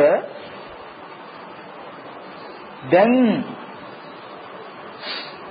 බාහිරින් යම් කිසි වස්තු අපි කියමු අර වගේ සුදු පාට ලයිට් කණුවක් තියෙන්නේ මේ වීදුරුව ඉස්සරහා තියෙනකොට දැන් මම නිල් පාට දාපු වීදුරුවක් නැහැ හැදුනේ. නිල් පාට වීදුරුව හරහායි මට පණිවිඩේ එන්නේ. ආපහු මම බලන්නේ නිල් පාට වීදුරුව හරහායි. දැන් මම හැම වෙලාවෙම මේ දිහා බලනකොට මට පේන්නේ නිල් පාට ලයිට් කණුවක් දකින්නවා. ඊට පස්සේ ඒක බලලා මං ආපහු පැත්තකට ලයිනේ නිල් පාට මං දැකපු දේ නිල් පාටයි කියන තැනක. මට පවතින දේ කවදාවත් පේන්නේ නැහැ. ඒකෙදි ඒ උපමාවෙන් වගේ දොරවල් 6ක් තියෙන ගේ වගේ ඇහැ කන දිව නාසය ශරීරය මනස කියන මේ ආයතන 6 දකින්ද ගේ වගේ. ගේ අයිතිකාරයා වගේ දකින්න විඥාන නැත්තම් භවංග සිත. ඔය භවංග සිත කියන තැන තමයි තමන් හෝ කෙනා හෝ පුද්ගලයා හෝ කියන මට්ටම. නැත්තම් පුද්ගලයා කියලා මම කියලා හරි හැඟීමක් තියෙනවා නම් ඒ හැඟීම දකින්න භවංග සිත. මකුළුවේ දැල බැඳලා මැද්දට වෙලා ඉන්නවා වගේ. කර්මානුරූපව මේ ආයතන ටික හදලා මැද්දට වෙලා ඉන්නවා. දැන් ඒ මකුලුවා දැල බැඳලා දැල මැද්දට වෙලා ඉන්නවා. යම් කිසි සතෙක් පැටලුනොත් මේ දැලට අර මැද ඉන්න කෙනාට තේරෙනවනේ. ඊට පස්සේ ඒ පැටලුණු තැනට ගිහිල්ලා ඒ ගොදුර කාලා ආපහු ඇවිල්ලා ඉන්නවා. එතකොට මේ දැල මකුලුවද? දැල මකුලුව නෙමෙයි නේද? දැල කියන එකෙන් තියෙන්නේ මොකද්ද? තණ්හාව. ඇයි තව සත්තු අල්ලගෙන කණ්ඩ තියෙන තණ්හාව නිසානේ මෙයා මේ දැල එළලා තියෙන්නේ. මේ දැලෙන් දැක යුතුයි මකුළු වගේ තියෙන තණ්හාව. මොකද ගොදුරු ගණ්ඩ තියෙන තණ්හාව මත තණ්හාව නිසා දැන් මේ දැල එළලා මැද්දට වෙලා ඉන්නවා. ගොදුරක් සතෙක් පැටලුණු ගමන්ම මොකද වෙන්නේ? ගිහිල්ලා කනවා. කනකොට කාලා ආපහු එනවා. දැන් කාලා ඒකට අමුතෙන් තණ්හා කරන්න කියලා එකක් ඕනේ නැහැ. කල් ඇතුවමයි තණ්හාව. ඒ කියන්නේ දැල බැඳෙන්න මේ ගොදුරු ගන්න තියෙන තණ්හාව නිසා. එතකොට ගොදුරු ගන්නකොට මොකද වෙන්නේ? අර තණ්හාවම ඉෂ්ට වෙනවා කිරෙනවා මිසක අමුතෙන් ආයෙ තණ්හා කරන්න ඕනේ නැහැ. ඒ වගේ රූප තණ්හා, සද්ද තණ්හා, ගන්ධ තණ්හා, රස තණ්හා, පොට්ටබ්බ තණ්හා, ධම්ම තණ්හා කියලා මේ අරමුණු වලට තියෙන තණ්හාවේ මේ අරමුණු ගොදුරු කරගන්න පුළුවන් දැල තමයි ඇහැ කන දිව නාසය ශරීරය මනස කියන්නේ. ඔය දැල බැඳලා මකුළුවා වගේ දැන් භවංග සිත කියලා කියන්නේ මැදට වෙලා ඉන්නේ. දැන් මේ තණ්හාවේ කෘත්‍ය තමයි ඇහැ කියන එක අපි කියන්නේ මේ දුක තණ්හාවෙන් උපන්නේ කියලා කියන්නේ. දැන් මේ තණ්හාව මොකේදද? ගොදුරු ගන්න. දැන් අපි ගෝචර රූප කියලා කියන්නේ. මේ දැලට ගොදුරු වෙන සත්තු තමයි මේ රූප, ශබ්ද, ගන්ධ, රස, පොට්ටබ්බ ධම්ම කියලා කියන්නේ මේවා ගොදුරු. ගෝචරයි කියලා කියන්නේ ගොදුරු වෙන ඒවා. ගොදුරු. එතකොට ඕවට තියෙන තණ්හාව නිසා මේ දැල බැඳලා දැන් මැද්දට වෙලා ඉන්නවා. දැන් ඇස් ඉදිරිපිට රූපයක් ගැටුණා කියලා කියන්නේ අන්න දැලට සතෙක් අහුණා වගේ. දැන් රූපයක් ගොදුරු වෙනකොට මොකද කරන්නේ මෙයා? අර දැල හෙලුණා වගේ භවංග චලන හිත භවංග උපච්ඡේද ඒක අතහැරලා හිමින් ඇවිල්ලා ඔන්න චක්කු විඥානිකෙන් දැන් ගොදුර කනවා. කාලා ආපහු සිත භවංගයි කියලා කියන්නේ එතෙන්ට යනවා. එතකොට ආපහු දැල බැඳලා තියෙන්නේ තව තැනකට පැටලුණොත් ආයෙත් ගිහිල්ලා කනවා කාලා එනවා. ඒ වගේ සද්දය කියන්නේ ඔන්න දැලට පැටලිච්ච සතෙක්. ඊට පස්සේ භවංග සිත අතහැරිලා ගිහිල්ලා සෝත විඥාන කියන්නේ ඔන්න ගුදුර අනුභව කරන විලාව. ආපහු භවංග. මේකේ මම කිව්වේ මෙන්න මේ වගේ සිද්ධියකින් මේ ජීවිතේ තියෙන්නේ මේ ඇහැ කන දිව නාසය ශරීරයේ Taman කියලා දකින්න බෑ මේක දැල. මේක ගේ. මේ ගේ මැද්දේ මේ දැල මැද්දේ තමයි මේ සතා නැත්නම් මේ විඥානය තියෙන්නේ. මම කියන හැඟීම තියෙන්නේ තොතන. මේ මම කියන හැඟීම පුද්ගල ස්වභාවය එහෙම තියෙන්නේ ඒ සිතේ කෙලෙසයක්. එතකොට අපිට තේරෙන්න ඕනේ දැන් චක්කුම් පටිච්ච රූපේච උපදී චක්කු විඥානං කියලා කියනකොට මේ ඇහත් රූපේ චක්කු විඥානත් කියලා ඔහොම බලන්න එපා. හොඳට බලන්න භවංග මට්ටමේ ඉන්නකොට අර උපමාවක් තියාගන්න. මකුළුවා දැල බැඳලා තියෙද්දී චක්කුම් පටිච්ච රූපේච කියන දැලත් පැටලුණු සතක් දෙන්න නිසා මකුළුවා එතෙන්ට ගිහිල්ලා කනවා කාලා ආපහු එනවා. වගේ ඇහැට රූපයක් ගැටුනහම දැල හෙල වෙනවා ඊට පස්සේ හිත ඊට අනුරූපීව උපදිනවා. ඉපදිලා ඒ අරමුණ ඉවරනහම ආපහු භවංග වෙනවා. එතකොට මෙතනදී මට පෙන්වන්න ඕනේ කාරණාව තියෙන්නේ ඕක නෙමෙයි මේ මොකද්ද මේ දැල කියන එක අපේ කර්මානුරූපව හදාගත්ත එකක්. මේක මම නෙමෙයි, මේක gedara, මේක දැල. තණ්හාව මට්ටම මත. ඒ කියන්නේ දැන් මේ මට්ටමේ රූපයකට තණ්හා කළොත් ආයෙත් මේ දැල හැදෙන්නේ මේ මට්ටමේ රූප හැදෙන්නයි. මේ මට්ටමේ රූප හැදෙන විදිහටයි. එතකොට වෙන මට්ටමක රූපයකට තණ්හා කළොත් දැල හැදෙන්නේ ඒ මට්ටමේ රූපයක් බැඳෙන විදිහටයි. ඒ නිසා හැම වෙලාවෙම අපි තේරුම් කරගන්න ඕනේ දේ තමයි ලෝකය කියන එක අපි කර්මයෙන් හදාගෙන තියෙන්නේ. මම මේ දැන් අවස්ථා කීපයකින් එක තැනක් පෙන්වන්නේ. එකක් ඒ කියන්නේ අන්තිමට මේ ඔක්කොටම පෙන්වන්න එන්නේ එක සිද්ධියක්. මොකද්ද? පවතින දේ අනිකක්, පෙනෙන දේ අනිකක් කියලා කිව්වේ වෙන මුකුත් නෙමෙයි. මේ අපිට අද රූප ශබ්ද ගන්ධ රස පොට්ටබ්බ කියලා හම්බ වෙන්නේ මේ දැලට පැටලෙන්නේ අපේ දැලේ. අපි වියාගත්තු දැලේ දිගපළලින්. තව මේ දැලට අහු නොවි අපි කෙනෙක් දැලක් එළුවාම ওই දැලට අහු නොවි රිංගලා යන චූටි මාළුත් ඉන්නවා. අහුනොත් කඩාගෙන යන මහා විශාල මාළුත් ඉන්නවා. කෙනා එළන මට්ටමේ දැලට අහුවෙන්නේ එයාගේ මට්ටමේ. ඒ වගේ අපිට රූප පේන්නේ, ශබ්ද ඇහෙන්නේ, ගඳ සුවඳ දැනෙන්නේ මේ ලෝකයේ තියෙන දේ අපිට පේනවා නෙමෙයි. අපි එලාගත්ත දැලේ, හදාගත්ත දැලේ මට්ටමට ගෝචර වෙන දේවල් මේ. මේට වඩා තව සියුම් සහ ගොරෝසු දේවල් ඕන තරම් ලෝකේ තියෙනවා. මේ දැලට අහු වෙන්නේ නැති. එතකොට ඒකෙන් මම මේ මතක් කරන්නේ අපි තියෙන ලෝකෙක ජීවත් වෙනවා නෙමෙයි, මේ ආයතන ටිකෙන් උපද්දලා දෙන ලෝකෙකයි ජීවත් වෙන්නේ කියන එක කියන්නේ. අපිට හැමදාම තේරුනේ අපි සසර ඇවිද්දේ අපි හිතුවේ තියෙන ලෝකෙක අපි ඉපදුනේ. තියෙන ලෝකෙකයි අපි ජීවත් වෙන්නේ. ඒ ලෝකෙන් අපි මැරිලා යනවා, ලෝකේ තියනවා කියන මට්ටම.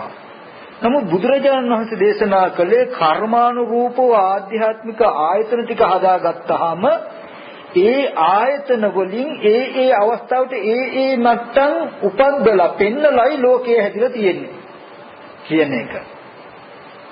දැන් මේ ගේ ඇතුලේ ඉඳන් බැලුවොත් මට අපි කියමු අර වීදුරු දාලා තියෙන ගේ ඇතුලේ ඉඳන් බැලුවොත් මට පිටත දකින්න වෙන්නේ මං හදාගත්ත ගේ තියෙන වීදුරු වල වර්ණය මිසක ඒක එහා තියෙන සැබෑ පාටක් කවදාවත් දකින්න පුළුවන්ද? මේ නිල් පාට වීදුරුවෙන් බලනකොට ඔන්න නිල් පාටට පෙනෙනවා. නිල් පාට දෙයක් දැකලා මම ආපහු ඉන්න තැනට එන්න වෙයි. මේ ඉස්සරහා වීදුරුව දාලා තියෙන කහ පාටේ ඉන්නම් ඒකෙන් බලනකොට කහ පාට යමක් මට පෙනේ. පේන දේම බලලා ආපහු එන්න වෙයි. අනිත් පාට වීදුරුවෙන් බලනකොට මට තියෙන කළු පාටින් නම් කළු පාට යමක් දැකලා ඒ වීදුරුවෙන් පෙනෙන පාටම දැනගෙන එන්න වෙයි. එතකොට මේ ඇතුලේ ඉන්න මට පිටත බලන්න වෙන්නේ බැලුවට පස්සේ ලැබෙන උත්තර ටික ලැබෙන්නේ මම්ම හදාගත්ත වීදුරු ටික හරහායි. එතකොට මම කර්මානුරූපව ආයතන ටික හදාගත්තොත් මට හැම වෙලාවෙම ලැබෙන අත්දැකීම් ටික ලැබෙන්නේ මේ ආයතන ටිකේ මට්ටමට ඇතුළට, පිටත පේන්නේ ආයතන ටිකේ මට්ටමේ. ඒකයි දැන් මෙතෙන්ට තමන් කියලා මයින් නැතුව මයින්ද තමන් කියලා දැන් භවංග සිත මට්ටම මේ වීදුරු හරහා තමයි බලන්න වෙන්නේ. ඇහැ කියන්නේ එක වීදුරුවක්. මේ වීදුරුව හරහා පිටත බලන්න තියෙනවා වගේ පිටත බලන්න තියෙන එක වීදුරුවක් ඇහැ. දොරක්. පිටත බලන්න තියෙන එක වීදුරුවක් දොරක් තමයි කන. මේ ආයතන ටිකට ඇතුලෙන් ඉඳගෙන මේ ආයතන හරහා පණිවිඩය යන්නේ ඇතුලේ ඉන්න කෙනාට එයා එතන ඉඳලා බාහිරේ බලන්නේ ආයතන හරහා වෙනකොට එයා ඉන්නේ පංච උපාදානස්කන්ධ ලෝකයක් ඇතුළේ. දැන් මේ ගේ මැද්දේ ඉන්න මට මම හදාගත්ත වීදුරු ටික හරහායි ඒ පාටටයි හැම පණිවිඩයක්ම එන්න වෙන්නේ, ඒ පාටින්මයි හැම දෙයක්ම දකින්න වෙන්නේ. එතකොට මගේ කර්මයට හදාගත්ත ලෝකයක් තුල මම ඉන්නවා මිසක මට සැබෑවක් හම්බ වෙලා නැහෙනේ. තේරුණාද කියන්නේ? ඒ කියන්නේ දැන් මම්මයි මේ ගේ හදාගත්තේ නිල් පාට, කහ පාට, රතු පාට, කළු පාට වීදුරු ටිකක් දාලා මෙහෙම ඉන්නකොට ඇතුළට පණිවිඩය ඇවිල්ලා තියෙන්නේ නිල් පාට, කහ පාට, රතු පාට කියන එකේ. ඇතුළෙන් බලනකොටත් එහෙමයි නා. නමුත් මේ මම්ම හදාගත්ත වීදුරු වල පාටයි මට පේන්නේ කියලා මම දන්නේ නැති වුණොත් මට හිතෙන්නේ බාහිර අවට පරිසරය මේ පැත්තේ නිල් පාට ඒවා, මේ පැත්තේ රතු පාට ඒවා, මේ පැත්තේ කහ පාට රූප තියෙන්නේ කියලා හිතේ. මේ සිද්ධිය දන්නේ නැති වුණා. ඒ වගේ අපේ ආයතන ටිකෙන් අපි බාහිර බලනකොට මෙහෙම හැඩතල පෙන්නනවා. ආපහු අපි අනිත් ආයතනයකට හිත යොමු කරනකොට ඒ ආයතනයේ මට්ටමින් පෙන්නනවා. අපි හදාගත්ත ආයතනයන්ගේ නැත්තම් අපි දාගත්ත දොරවල් වල වීදුරු වලින් දෙන සටහන් මිසක තියෙන එකක් නෙමෙයි කියලා දැක්කේ නැත්තම් අපිට හිතෙන්නේ මෙහෙම තියෙන රූපයක් තියෙන හින්දා ඒක පේනවා අපිට. සද්දයක් තියෙන හින්දා ඒ සද්දය අපිට ඇහෙනවා කියලා. නමුත් දැන් අපි මෙහෙම බලමු මේ හිස් අවකාශයේ කොච්චර සද්ද ඇද්ද? මේ පිටත තියෙන සද්ද ඔක්කොම ඇහෙන්න ගත්තොත් කාටවත් ඉන්න පුළුවන් වේද මෙතන? දැන් රේඩියෝ එකක් දැම්මොත් මෙතන කොච්චර සද්ද තියෙයිද? ඇයි ඒව අපිට ඇහෙන්නේ නැත්තේ? දැන් පිටත තියෙන සද්ද නම් ඇහෙන්නේ, ඒ සද්දත් ඇහෙන්න ඕනේනේ. නමුත් මේ අපි ප්‍රසාදය හැදිලා තියෙන ඔක්කොම සද්ද ගොජුරු වෙන විදිහට නෙමෙයි. අපේ කර්මය තිබුණේ, අපේ සංහාව තිබුණේ මේ කතා කරන මට්ටමේ සද්දයක් පැටලෙන විදිහ කනකට නම් ඒ මට්ටමට ගැළපෙන විදිහ ප්‍රසාදයක් හදාගෙන තියෙන. දැන් මේ ප්‍රසාදයට ගැළපෙන විදිහ සද්ද විතරයි අපිට ඇහෙන්නේ. ඒ හින්දා හිත සිවුන් සද්ද තිබුණ අපට ප්‍රශ්නයක් නෑ. අපි දැන් සැප දුක් විඳින්නේ අපේ ආයතනෙන් උපදලා දෙන මට්ටමේ සද්ද මිසක තියෙන සද්ද ඔක්කොගෙම විඳිනවද? ඒ වගේ මේ ආයතනෙන් උපදලා පෙන්වන මට්ටමේ රූපයක් අපි දකින්නවා මිසක ඔක්කොම රූප පෙන්නේ නැහැ. එතකොට හැම වෙලාවෙම දකින්න ඕනේ ආයතන ටිකෙන් උපදලා දෙන ලෝකිකයි අපි ඉන්නේ. පවතින දේ අනිකක්, පෙනෙන දේ අනිකක් කියලා කිව්වේ මේ මට්ටමේ රූපයක් අපිට පේන්නේ, මේ මට්ටමේ රූපයක් පේන්න මේ ඇහි තියෙන හැකියාවෙන්. මේ ප්‍රසාදයේ හැකියාව තමයි මෙහෙම මේ ඇහැට පිටින් තියෙන්නේ පඨවි ආපෝ තේජෝ වායෝ වර්ණ ගන්ධ රස ඕජා කියන සුද්‍රාස්තක මට්ටමේ රූප කලාප. ඒ රූප කලාප තියෙන තැනක මේ ඇහි හැකියාව තමයි මෙන්න මෙහෙම බලනකොට හැඩසටහනක් උපදලා පෙන්වනවා. අර අපි කිව්වේ වැලි ගොඩේ උපමාව, වැලි කැට තියෙන තැනක මේ ඇහෙන් බලනකොට වෙන්නේ ඇහි හැකියාව තමයි සටහනක් හදලා හිතට පෙන්වනවා. එතකොට අර වීදුරුවේ හැකියාව තමයි නිල් පාට කරවලා හිතට පෙන්වනවා. එතකොට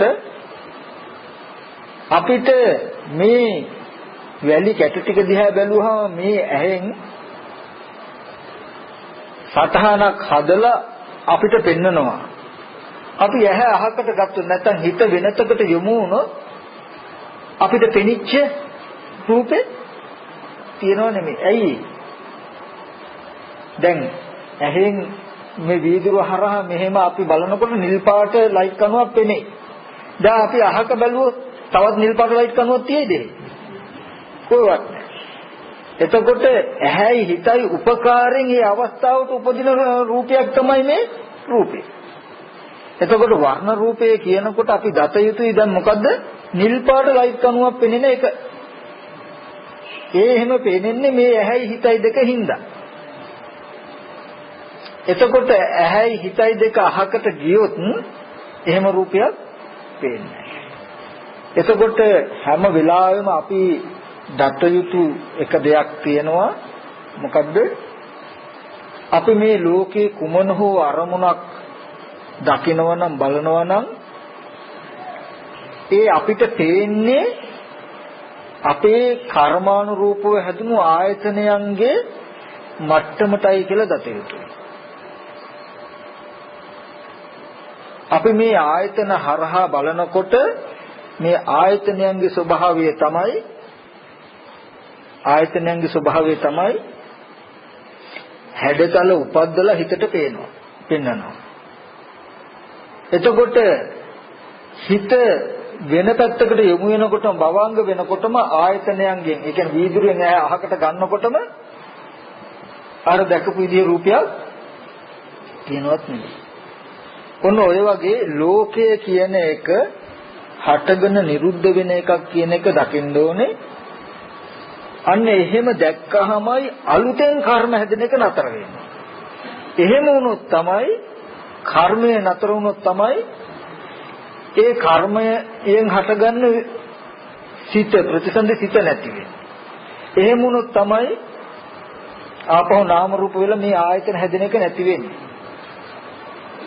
දැන් අද අපිත් මේ අවිද්‍යා කර්ම තණ්හා කියන කාරණා ටිකෙන් ඉපදිච්ච ලෝකයක් කියලා දන්නේ නැති වුණොත්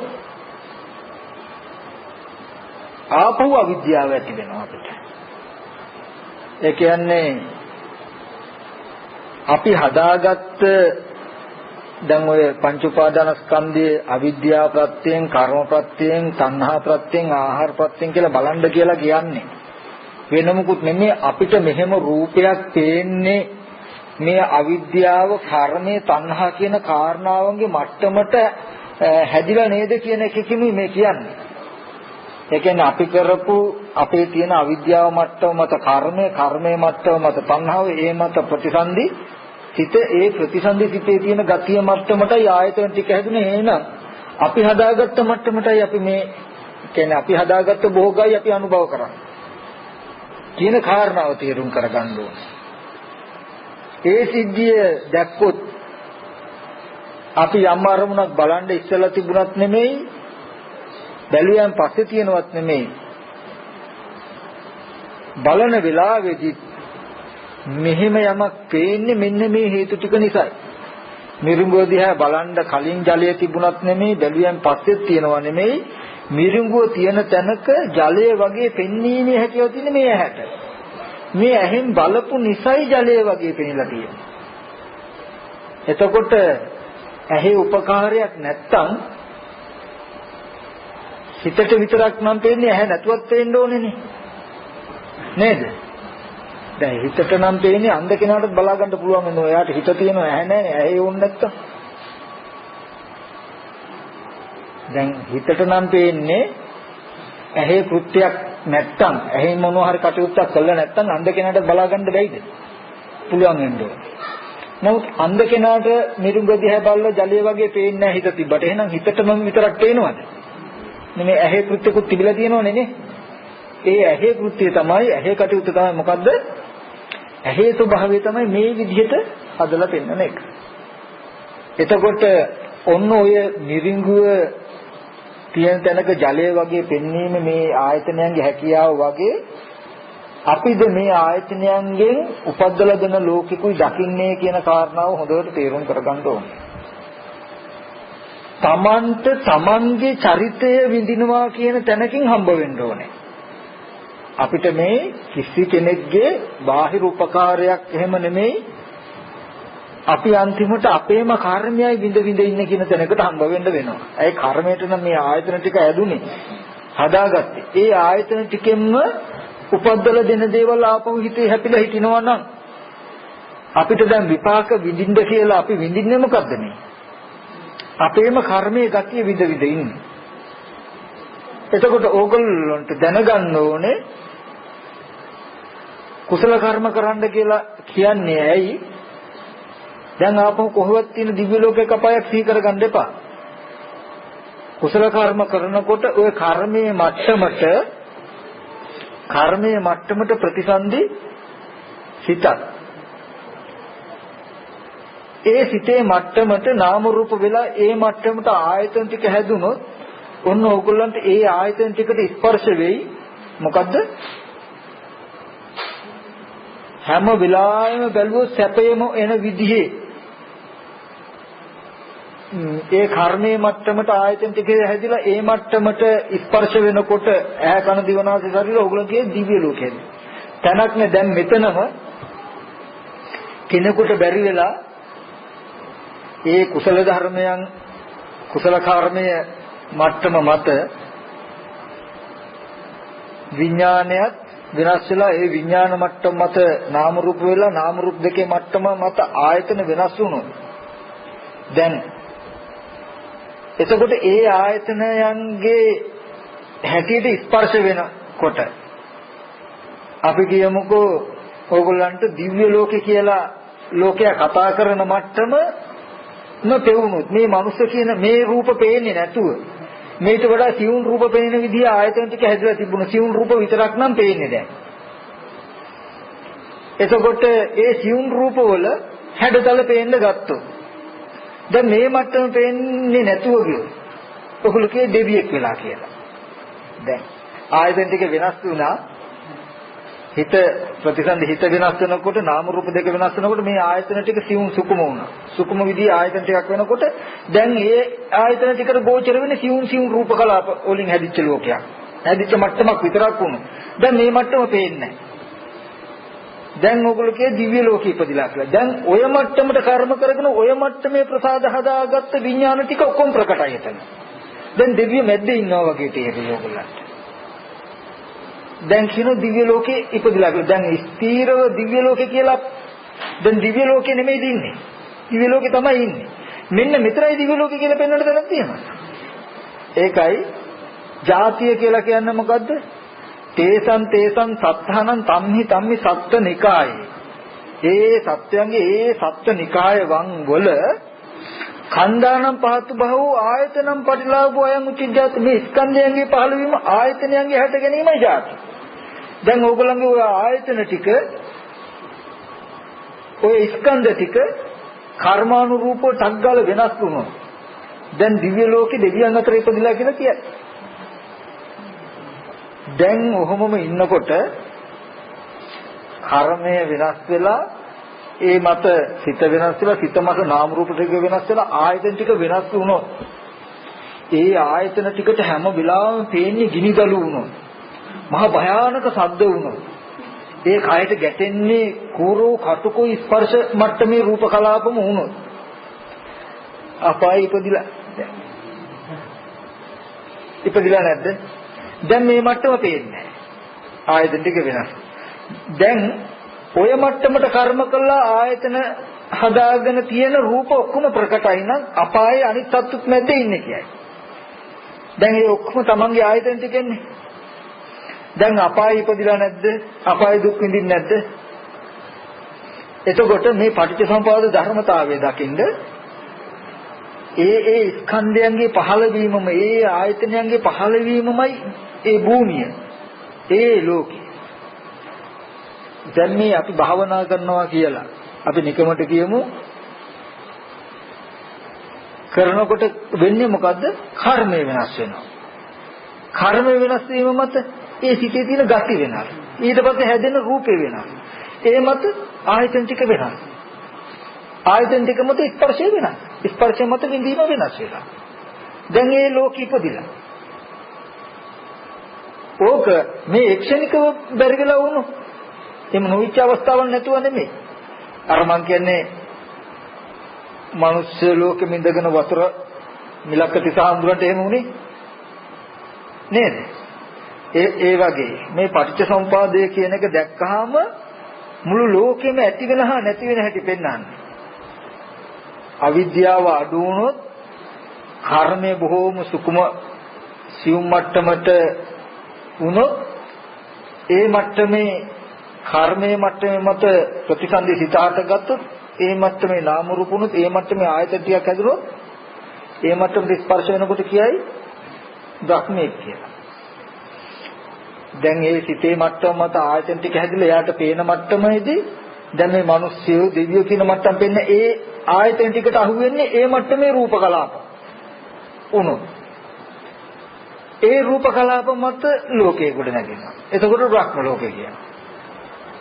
එහෙම නැතුව දැන් මේකේ මේ සිද්ධියෙන් බලන්ද දැනට ස්ථීරව ඒ කියන්නේ බොහොම නුවණින් දකින්න ඕන සිද්ධියක් ගැන මම කිය ඇත්තටම ලෝකයේ කියන එක පණවන්න වෙන්නේ අවිද්‍යාව පත්‍ය සංකාර සංකාර පත්‍ය විඥානං කියන තැනකින් මිසක මෙන්න මෙතනයි මනුස්ස ලෝකයේ මෙන්න මෙතනයි දිව්‍ය ලෝකයේ මෙන්න මෙතනයි බ්‍රහ්ම ලෝකයේ කියලා පණවන්න පුළුවන් සිද්ධියක් බාහිරින් තියෙනවද?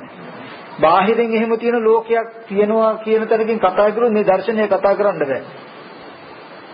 ඒ ලෝක නිරෝධයක් පණවන්න පුළුවන්ද එතකොට? පෙර නොතිබීම හටගෙන ඉතුරු නැතුව නිරුද්ධ වෙනවා කියලා. අවිද්‍යාව නිරුද්ධ කළා ඔක්කොම කර්ම ක්ෂය කළොත් කිසිම ප්‍රතිසන්දියක් නැති වුණොත් කිසිම භූමියකට යන ආයතන ටිකක් කිසිම භූමියක මට්ටමක ආයතන හැදුන්නේ නැත්තම් කිසිම භූමියක ස්පර්ශයක් තියෙද ඕගලන්ට? ලෝක ඔක්කොම නිරුද්ධ කරන්න බැයිද? පුළුවන්. නමුත් අපි අපාය හෝ දිව්‍ය ලෝක කියලා එකක් තිබිලා කර්මානුරූපව ඒකේ උපදිනවා කියන මට්ටමේ දර්ශනයක හිටියෝ අපිට මේ සලආයතන නිරෝධය කතා කරන්න පුළුවන් නේද? මම කියන එක තේරෙනවද? ලෝක නිරෝධය කතා කරන්න පුළුවන් වෙයිද? දැන් අපි සාමාන්‍යයෙන් බොහෝ විටකම හිතන්නේ දැනට අපාය හෝ දිව්‍ය ලෝකේ හෝ බ්‍රහ්ම ලෝකේ තියෙනවා. මේ සිද්ධියෙන් ගන්නව මම නෑ කිව්වා කියන එක නෙමෙයි. ඒ විදිහටම අපාය දුක් විඳින්න වෙනවමයි දිව්‍ය ලෝකේ වෙනවමයි. නමුත් මේක මා ඉතාම සියුම් දර්ශනයක් මම මේ කියන්නේ. ওই විදිහට ගත්තොත් දිව්‍ය ලෝකයේ අපාය බ්‍රහ්ම ලෝකේ තියෙනවා. අපි කර්මය කළාම කුසල අකුසල ඒ කුසල අකුසල මත අකුසල කළාම අපායට යනවා කුසල කළාම දිව්‍ය ලෝකෙට යනවා කියලා අපි හිතන්නේ. අපි ඔය දර්ශනයේදී ඕක සාස්ත්‍ර දෘෂ්ටිය කියලා කියන්නේ නිත්‍ය බව අතහැරෙන්නේ. දැන් මට අවිද්‍යාව නිරුද්ධ කළා ලෝක නිරෝධයක් කරන්න පුළුවන්ද? ලෝකයේ තියෙනවා ඕනනම් උපදින්නේ ඒකට යන්නේ නැති. නමුත් මේ ලෝකයේ ඇති බවට හම්බ වෙන නිත්‍ය සංඥාව මගෙන් අතහැරලා නැහැ. අතහරින්න පුළුවන් ක්‍රමයක්වත් නැහැ. තේරෙනවද කියන්නේ? ඒ කියන්නේ තමන්ගේ පරිබාහිර ලෝකයක් දැක්කොත් ඉතින් අපි උපන්නත් නැද දැනටම දිව්‍ය ලෝකේ බ්‍රහ්ම ලෝකේ අපාය හැදිලානේ තියෙන්නේ. යන්න විතරයි තියෙන්නේ හදාගෙන තියෙන්නේ අපි. ඕක තමයි හැම වෙලාවෙම අපිට භවය තියෙනවා කියලා කියන්නේ. භව නිරෝධයම නිවනයි. මෙහි යන්න යමක් නැති වුණොත් ප්‍රතිසන්දිත ඉඳ නැහැ. එතකොට ඒ සත්වයන්ගේ ඒ සත්ව නිකායන් වල ස්කන්ධයන්ගේ පහළ වීම ආයතනයන්ගේ පහළ වීමම ඉපදීම කියන්නේ කියන තැනකින් ගත්තොත් ආයේ දැන් එහෙම නිකායක් ආයේ කොහෙවත් තියනව නෙමෙයි. අවිද්‍යාව මට්ටම මත කර්මයේ යෙදිලා ඒ මට්ටම විඤ්ඤාණ නාම රූප වල ආයතන ටික හැදුනොත් මේ මට්ටමේ ස්පර්ශ වෙනවා. එතකොට මේ මට්ටමෙන් කතා කරනවා ඔන්න ලෝකේ ඉදීම කීයයි. එතකොට ඔය මට්ටමට ඒ ආයතන වෙනස් වෙලා ලෝකයේ ස්පර්ශ වෙන ධර්මතාවයක් මේ පටිච්චසමුප්පාදයෙන් පෙන්නනවා. ඒකයි අවිද්‍යාව නිරුද්ධ කළා කර්මය නිරුද්ධ කළොත් හැම තැනකටම යන ප්‍රතිසන්දිය නැති වුණොත් නාම රූප ආයතන ටික නිරුද්ධ වුණොත් ලෝක නිරුද්ධයි. ආපහු පණවන්න එකක් නැහැ. එතකොට මේ ආයතන ඇතුලේ ලෝකේ පංච උපාදාන ස්කන්ධ ලෝකය කියලා කිව්වේ ඒකයි. දැන් මේ කියන්නේ සැප දුක් නැහැ කියන සිද්ධිය නෙමෙයි බොහොම සියුම්ම දර්ශනයක් ගැන. දැන් මේ ආයතන ටික වෙනස් වුණොත් අනිවාර්යෙන් ඒ ටිකෙන් දුක් විඳින්න වෙනවාම ඒක හොඳට මතක තියෙන්න ඕනේ. දැන් අද විපාක විඳින සිද්ධිය බලන්න. අද අපිට මනුෂ්‍ය ජීවිතේ නැහැ කියලා කියන්නේ. අද සැප දුක් විඳින්නේ නැද්ද? විඳිනවා. අකුසල කර්ම වුණොත් මේ විදිහටම දුක විඳින්න වෙනවමයි කියන එක දැනගන්න. දුක විඳින්න වෙනවාමයි. කුසල කර්ම කළොත් මේ විදිහටම ආත්ම භාවයක් තියෙන සැප විඳින්න පුළුවන්මයි. ඒක එහෙම වුණා. අපේ කර්මයට ලෝකේ හදාගෙන අපි නොදන්නාකම නිසා අපිට ඇති බවකින්ම අපි සැප දුක් විඳිනවා. ඒකයි කවදා හරි දවසක මේ පටිච්ච සමුප්පාදය අවබෝධ වුණොත් විතරයි. පටිච්ච සමුප්පාදය අවබෝධ වුණොත් විතරමමයි මේ සසරෙන් මිදෙන්න පුළුවන්. එදාටයි සසර කියලා කියන්නේ මොකුත් නෙමෙයි මේ ආයතන ටික තැන් තැන් වලට අරගෙන යන එකම. මේ තැන් තැන් වල ස්කන්ධයන්ගේ පහළ වීමමයි මේ සසර කියලා කියන්නේ. එතකොට ඒ ගතිය නතර කරනවද නැද්ද කියන කාරණාව තියෙන්නේ වර්තමානයේදී මේ සිද්ධිය හෙලිපෙලි කර ගැනීම හරහායි. තියෙන ලෝකයක් නැද්දේ?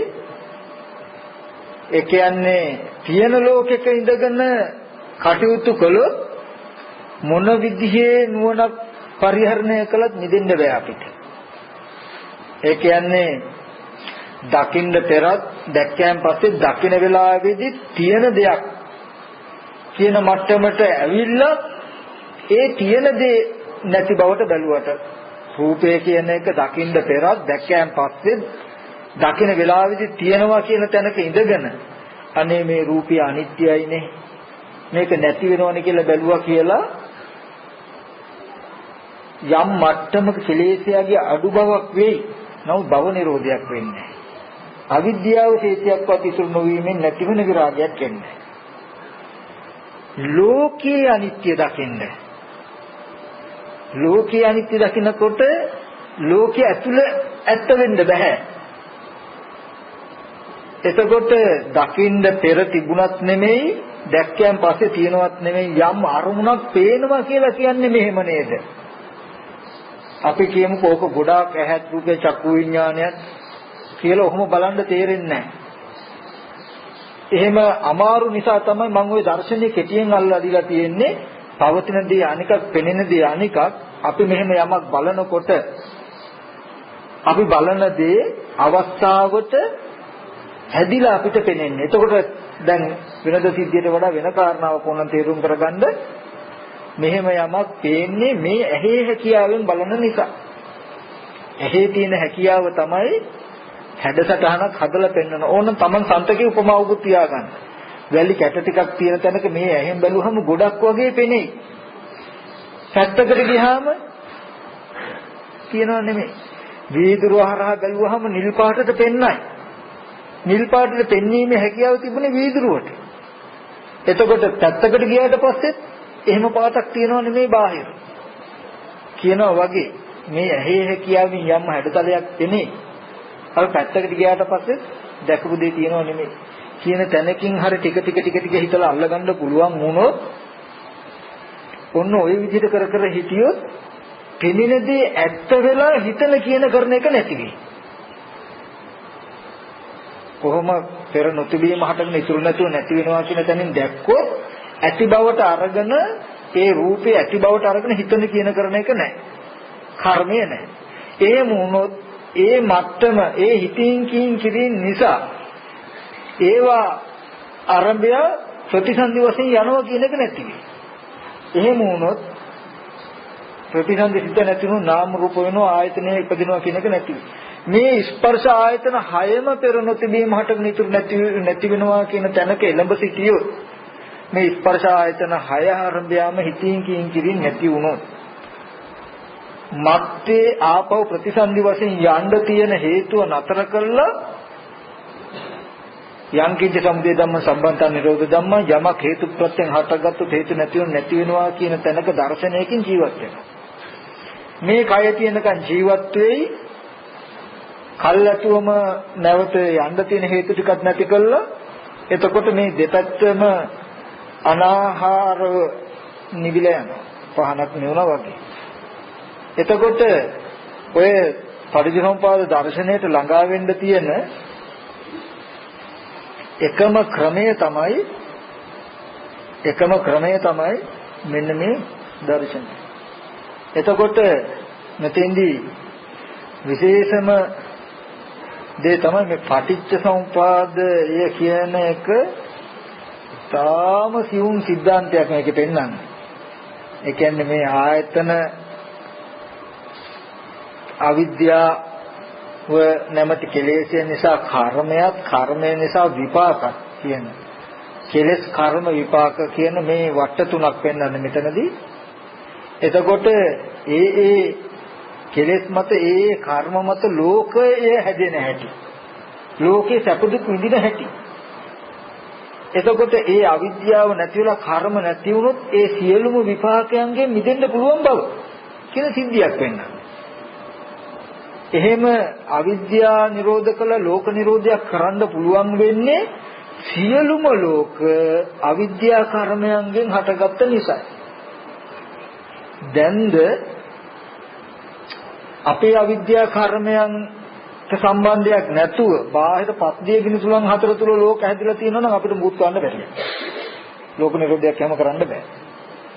නමුත් ඒ පස්දිය පටිආපෝ තේජෝ වායෝ කියන හතරද උපකාරයක් වෙලා අපේ අවිද්‍යා කර්මයන්ටයි ලෝකෙ හැදෙන්නේ කියන තැනකින් කියනවා. ඉතින් ඔන්න ඔය වගේ ධර්මතා ටිකක් තියෙනවා. ඉතින් මේ කියන එක ටිකක් ගැඹුරුයි. කෙටියෙන් මට මතක් කරන්න ඕනුනේ මේ හැම දර්ශනයකටම ඔක්කොම තන් වලට ළඟා වෙන්න පුළුවන්. අර කතා කරන ටිකවත් ටික හිතලා පොලිෂ් කරගන්න. මොකද්ද? පවතින දේ පේනවා නෙමෙයි, පේන දේ පවතිනවා නෙමෙයි. ඊට පස්සේ තමන්ගෙන්ම අහගන්න ඇයි එහෙම කියන්නේ? තමන්ම ඊට පස්සේ උත්තර හොයාගන්න උත්තර දෙන්න ඕනේ. එහෙම කියන්නේ මෙන්න මෙහෙම සිද්ධියක් තියෙන නිසා කියලා. මේ ඇහෙන් හැකියාව තමයි මෙහෙම හැඩසටහනක් පෙන්වන එක. ඇහැට පේන්නේ පවතින ස්වභාවය නෙමෙයි, කර්මයට හදාගත්ත මට්ටමයි පේන්නේ.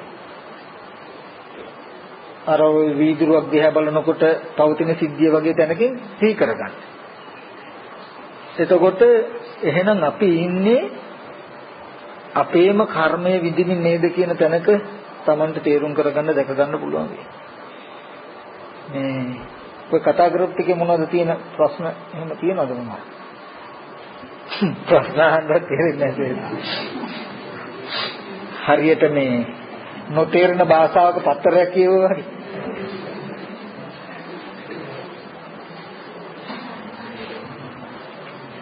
ඕකෙදී පස්සෙන් පන්න ගිහිල්ලා හරි තේරුම් කරගන්න ඕනේ එක සිද්ධියක් තමයි අර මං කියව පටිච්චසමුපාද ධර්මතාවය. ඔය හරහා තමයි මුළු ශාසනයම තියෙන්නේ. ඒක යෝ ධම්මං පස්සති සෝ පටිච්චසමුපාදං පස්සති යෝ පටිච්චසමුපාදං පස්සති සෝ ධම්මං පස්සති. යමේ ධර්මයේ දැක්කනම් එයා පටිච්චසමුපාදය දැකපු කෙනෙක්. පටිච්චසමුපාදය දැක්කනම් එයා ධර්මයේ දැක්ක කෙනෙක්. එතකොට පටිච්චසමුපාදය කියන එක දැක්කොත් සම්පූර්ණ තුන් භවයේම දකින්න ඕනේ තමන්ගේ අවිද්‍යා සංකාරය හරහා. ඒ සත්‍යයන්ගේ ඒ සත්ත්ව නිකායන් වල ස්කන්ධයන්ගේ පහළවීම ආයතනයන්ගේ පහළවීම ලෝකේ ඉදීම කියලා දකින්න ඕනේ. ජාති කියනවා. ඒකෝට තමන් හොඳට දකින්න ඕනේ මේ ඒ සත්‍යයන්ගේ ඒ සත්ත්ව නිකායන් වල කියලා ප්‍රඥාත්යෙන් පෙන්වුවට කර්ම කළා ඒ කර්ම මට්ටම මත ආයතන ටික මෙහෙම වෙනස් වුණොත් දැන් මෙහෙම නේද විඳින්න වෙන්නේ. එතකොට මට මෙහෙම කියනව නේද? එදාට Tamanට කියේ පෙරේතෙක් කියයි, දෙවියෙක් කියයි, බ්‍රහ්මෙක් කියයි, නායෙක් කියයි, පොළඟෙක් කියයි කියලා Taman දැනගන්න ඕනේ. මේ අවිද්‍යාව මට්ටම මත කර්මය වෙනස් වුණොත් ඒ කර්මයේ මට්ටම මත ප්‍රතිසන්දි විඥානය වෙනස් වුණොත් ඒ ප්‍රතිසන්දි විඥානය මත දැන් නාම රූප දෙක. ඒ නාම රූප දෙක මත ආයතන හැදලා ඒ මට්ටම ස්පර්ශ වෙනවා. දැන් Tamanට කියයි සර්පෙක් කියලා. එතකොට හොඳට මේ වගේ සිද්ධිය දකින්න ඕනේ. දැන් එතකොට ඒ ආයතන ටිකට ඒ මට්ටමේ කර්ම කරපු ඔක්කොම ස්පර්ශ වෙනවා. එතන තව කෙනෙක් ඉපදිලා නෙමෙයි. ඒද පටිච්චසමුප්පාද ධර්මයේ බහිද්ධාවා. කාය ගායන වශයෙන්. එතකොට Taman දන්නවා මේ ලෝකේ හැදින්නේ මෙහෙම නේද කියන කාරණාව. කර්මය නෑ කියන්නේ නෑ යා. කර්මයේ දිව්‍ය ලෝකේ කියලා එකක් නෑ. අපාය කියලා එකක් නෑ. මේ කියලා ආය නෑ කියන්නේ මේ පටිච්චසමුපාදයේ ධර්මතාවය දැක්කොත්. මොකද මේ අවිද්‍යාව මට්ටම මත කර්මය වෙනස් වෙලා කර්මය මට්ටම මත ප්‍රතිසන්දි සිතත් ඒ මත ආයතන ටිකත් වෙනස් වෙනවා. එහෙම වුණොත් එදාට ස්පර්ශ වෙන්නේ මේ මට්ටම නේද? අනිවාර්යයෙන්ම වෙනවා මේ සිද්ධිය. එකින් එකට තියෙන්නේ. එදාට එයාට පේන්නේ ඒ ස්පර්ශ වෙන ආයතන ටිකට මනුස්සයි කියන්නේ නැහැ. හැමදාම මිනිස්සෙක් වෙනවා කියලා එකක් නැහැ. මේ ඒකයි කර්මය කියන එක උප්පත්ති කොට නෑදෑ කොට පිහිට කොට පිළිසරණ කොට ඉන්නවා කියලා කිව්වේ. දෙවියෙක් කරනවද, බ්‍රහ්මයෙක් කරනවද, මිනිසෙක් කරනවද, නායක පොළඟෙක් කරනවද කියන කාරණාවේ අයිතිය තියෙන්නේ කර්මය මත. අපි මෙහෙම ඉපදෙයි කියලා හිතාගෙන ඉන්නවා. නමුත් ඔය අපිට යන්නේ පුද්ගල සංකල්පනාවනේ අපි බ්‍රහ්මයෙක් කියලා උපදී අපි දෙවියෙක් කියලා උපදී කියලා. අපි බ්‍රහ්මයෙක් කියලා උපන්න අපි දෙවියෙක් කියලා උපන්න කියන ප්‍රඥාප්තිය තියෙන්නේ වෙලා තියෙන්නේ මේ පරිච්ඡේද සිද්ධියේ. මේ ආයතන ටික වෙනස්. දැන් වුණොත් මොකද කරන්නේ? ඔය වගේ වෙන්න බැරි නෑ. අනිවාර්යෙන් කර්මය වෙනස් වුණොත් ඒ කර්මය බලවත් වුණොත් ඒ කර්මය වෙනස් වෙනවා. අර බුදුරජාන් වහන්සේ කල් සෝරේ සිටුවරයා අර හිතපු සිටිල්ලත් එක්ක මිත්‍යක් උනේ. ඒ මොහොතේ එතකොට කර්මය කියන එක ඒ මොහොතේම කර්මය බලවත් වුණොත් ඒ මොහොතේම බලපෑම් කරන්න පුළුවන්. හිත වෙනස් වුණොත් කෙලින්ම නාම රූප දෙක වෙනස් වුණා ආයතන ටික පටවස් ගල වෙනස් වෙනවා. එතකොට ওই ආයතන වලට මේ හැඩතල මුකුත් පේන්නේ නැහැ. මේට වඩා සියුම් රූප පේන්නේ. ඒ ආයතන වීදුරුවෙන් ඇති. මේ වීදුරුව සුදු පාටට පේන්නේ ගෑවුට්ටක් ගාන නිල් පාට දැන් පේන්නේ නිල් පාට. ආපහු ඕක උරලා බැරි වෙලා කහ පාට ගාව දැන් පේන්නේ කහ පාට.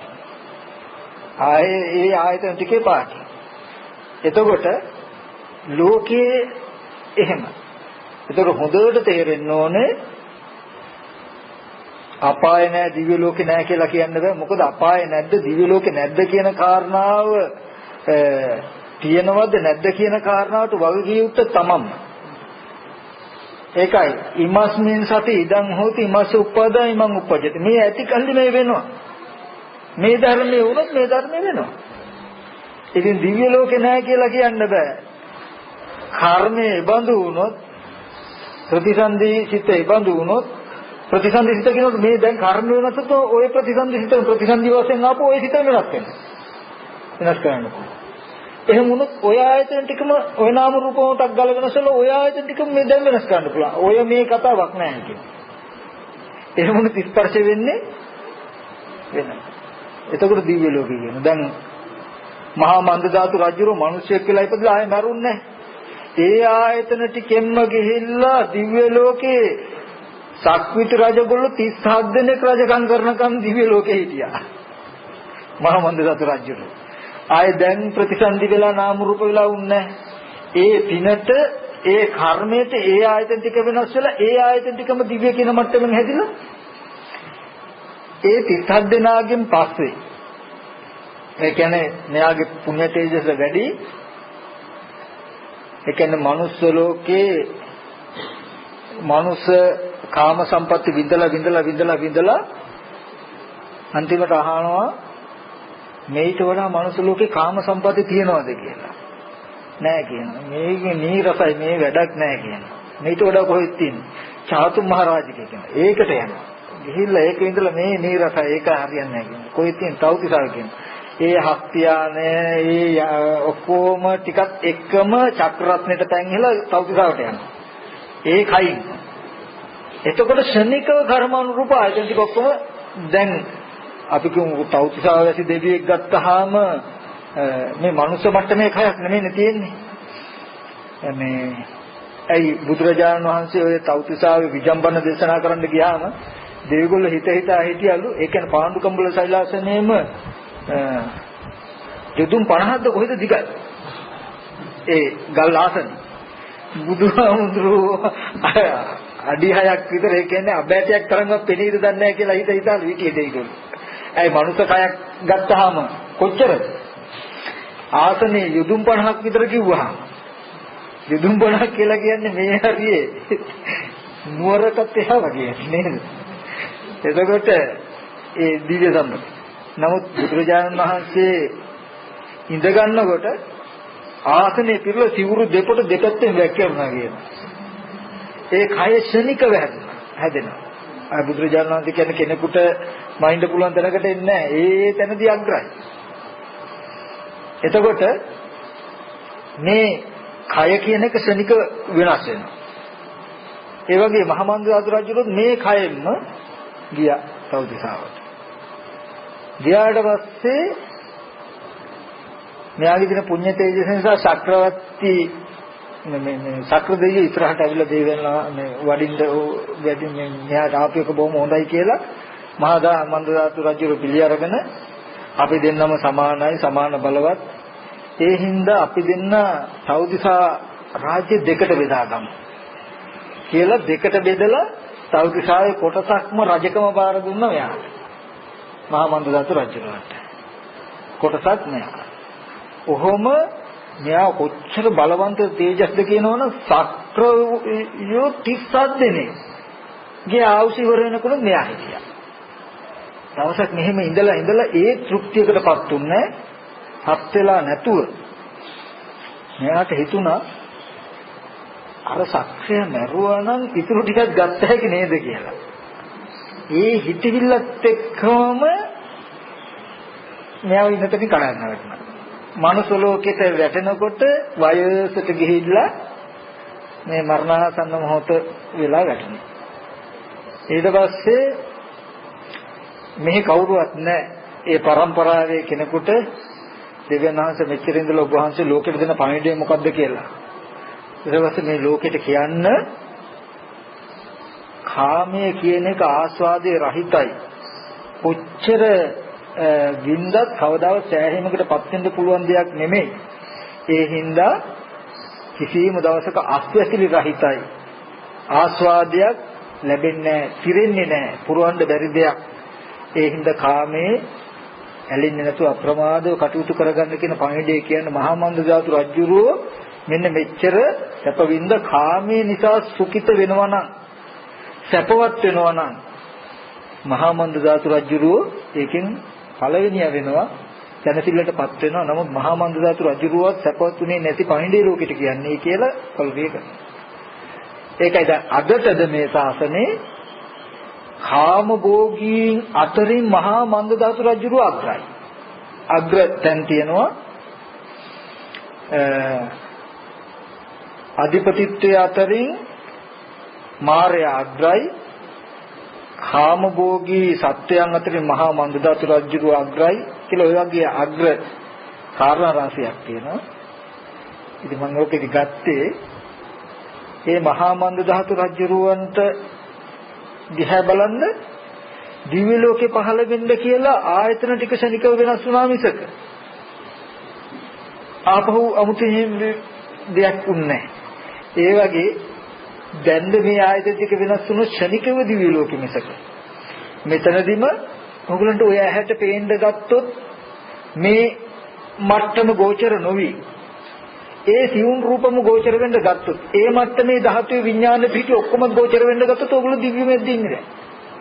වෙන්නේ නැද්ද? වෙනවා. ඔන්න ඔහොම සිද්ධියකින් මේ සංසාර චක්‍රයේ තියෙන්නේ. ඒ හින්දා කර්මය කියනක හිස් කියලා ගන්න එපා. අපාය නැහැ, දිව්‍ය ලෝකේ නැහැ කියලා ගන්න එපා. මෙහෙම වුණොත් මෙහෙම වෙනවාමයි. ඒක ආයි බලක්වන්න කිසි කෙනෙකුට වෙනස් කරන්න බෑ. ලෝකයෙන් ලැබෙන දෙයක් නම් ලැබෙන්න හෝ නොලැබෙන්න පුළුවන් කියන තැනකින් ඉන්න පුළුවන්. සමහරට බේරෙන්න පුළුවන් කියන තැනකින් ඉන්න පුළුවන්. නමුත් Taman කියන තැනින්ම වෙනස් වුණු. ඒකයි මං කිව්වේ වතුර නැති තැනක නම් වතුර පිපාසෙන් ඉඳ තියෙන කර්මයට වතුර නැති තැනක නම් අපි උපන්නේ. හරි ප්‍රශ්නයක් නෑ. බැරි වෙලා හරි වතුර ටිකක් දුන්නොත් බොන්න පුළුවන්. නමුත් ආයතන ටිකම වෙනස් කරුවොත් දුන්නත් බොන්න බැරි කරලා තියෙන්නේ දැන්. දැන් නැති තැනක නැති තැන ඉඳන්නේ ඇති තැනක් නැති තැනක් නෑ යාට. දැන් බොන්න තියෙන ඉඩම නෑ. ඔන්න ඔය වගේ දැනකින් කර්මෙතින් ඔන්න ඔය වගේ ධර්මතාවයක් තියෙන්නේ කියලා දකින්න. එතකොට ඔයගලන්ට පෙනේ ඇත්තටම කර්මයේ නේද උප්පත්ති කොට තියෙන්නේ. අම්මා තාත්තා හින්දා උපදිනවා නෙමෙයි. කර්මයේ උප්පත්ති කොට තියෙන්නේ. ඔයගොල්ලෝ දිව්‍ය ලෝකේ උපද්දනවද? බ්‍රහ්මයෙක් කළා උපද්දනවද? මිනිසෙක් කළා උපද්දනවද? දෙවියෙක් කළා උපද්දනවද කියන එක තියෙන කර්මයට. ඒකයි කම්ම යෝනි. කර්මයේ උප්පත්ති කොට තියෙන. කම්ම බන්දු. එකම නෑදෑය කර්මය. කම්ම පටිසරණ. එකම පිළිසරණ මොකද්ද? කර්මය.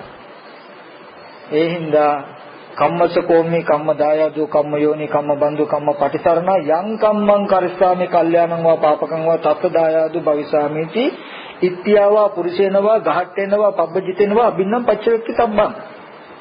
කර්මයේම නෑදෑ කොට උප්පත්ති කොට දායාද කොට පිළිසරණ කොටයි ඉන්නේ කියලා ස්ත්‍රියෙක් වේවා පුරුෂයෙක් වේවා පැවිද්දෙක් වේවා ගිහියෙක් වේවා හැම කෙනෙක්ම නිතර මෙනෙහි කරලා බලන්න. එහෙම කළොත් Tamanට හොඳට තේරෙනවා මේ කර්මය කියන එක මතයි ජීවත් වෙන්නේ කියලා. අන්න එහෙම වුණොත් තමයි Tamanට කර්මය ගැන ටිකක් හරි බයසක ඇති වෙන බේරෙන්න තැනක් නැහැ. ඉතින් තාපැත්තකින් මම කියන්න ගියේ මෙන්න මේ වගේ ධර්මතාවයක් හරහා තියෙන නිසා පටිච්ච සමුපාදයේ අවබෝධ කරගන්න උත්සාහවත් වෙනවා. පටිච්ච සමුපාදය කියලා කියන්නේ මටවත් තව ස්වාමීන් වහන්සේ නමකටවත් තව කාටවත් ඕන හැටියට කියන්න පුළුවන් සිද්ධියක් නෙමෙයි.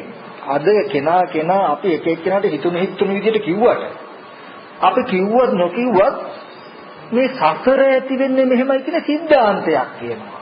සිද්ධියක් මේ පටිච්චසමුප්පාදේ කියන්නේ. ඉතින් ඒ සිද්ධිය යෝනේ මේක දින වචන ටික නෙමෙයි. මේ සිද්ධිය හෙලි වෙනවා නම් මේ වචන ටික අහලා මේ සිද්ධිය හෙලි වෙනවා නම් ඒකට තමයි පටිච්චසමුප්පාදය අවබෝධ කරගන්නවා කියන්නේ.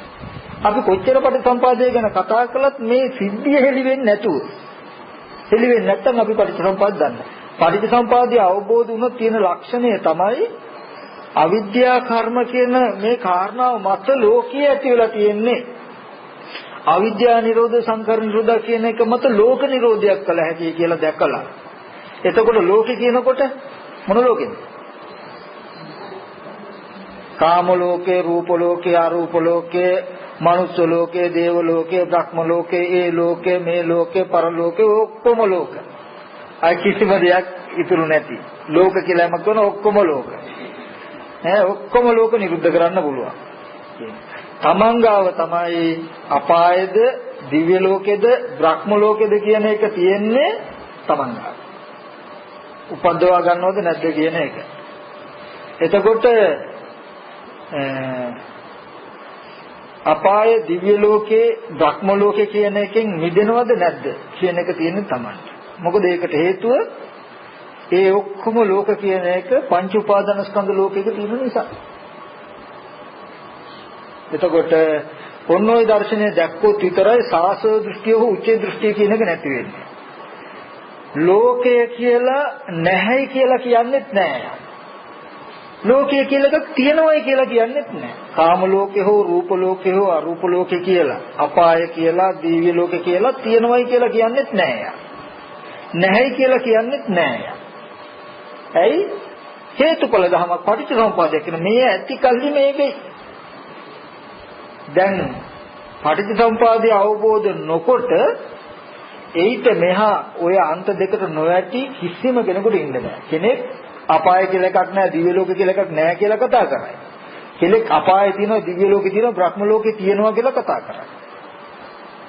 කුසල කුසල කර්ම කළා අපායට යන්න පුළුවන්, දිව්‍ය ලෝකයට යන්න පුළුවන් කියනකොට ඒකේ අපි දන්නවා අපාය කියලා, දිව්‍ය ලෝක කියලා තියෙනවා. තියෙන එකටයි අපි යන්නේ. එතකොට ඉබේමයි සාසව දෘෂ්ටිය. නෑ කිව්වොත් ඉබේමයි උච්චේ දෘෂ්ටිය. එතකොට තියෙනවා හෝ නෑ හෝ කියලා නිකම් වචන නෙමෙයි. එයා දන්නවා මේ ඇති කල්ලි මේ වේ, මේ නැති කල්ලි මේ නොවේ කියලා පටිච්චසමුප්පාද ධර්මතාවය. එතකොට ඒ ටික දැනගත්තාම පුළුවන් මෙන්න මේ සාසව උච්චේද කියන දෘෂ්ටි දෙකට නොපමිනෙන්න.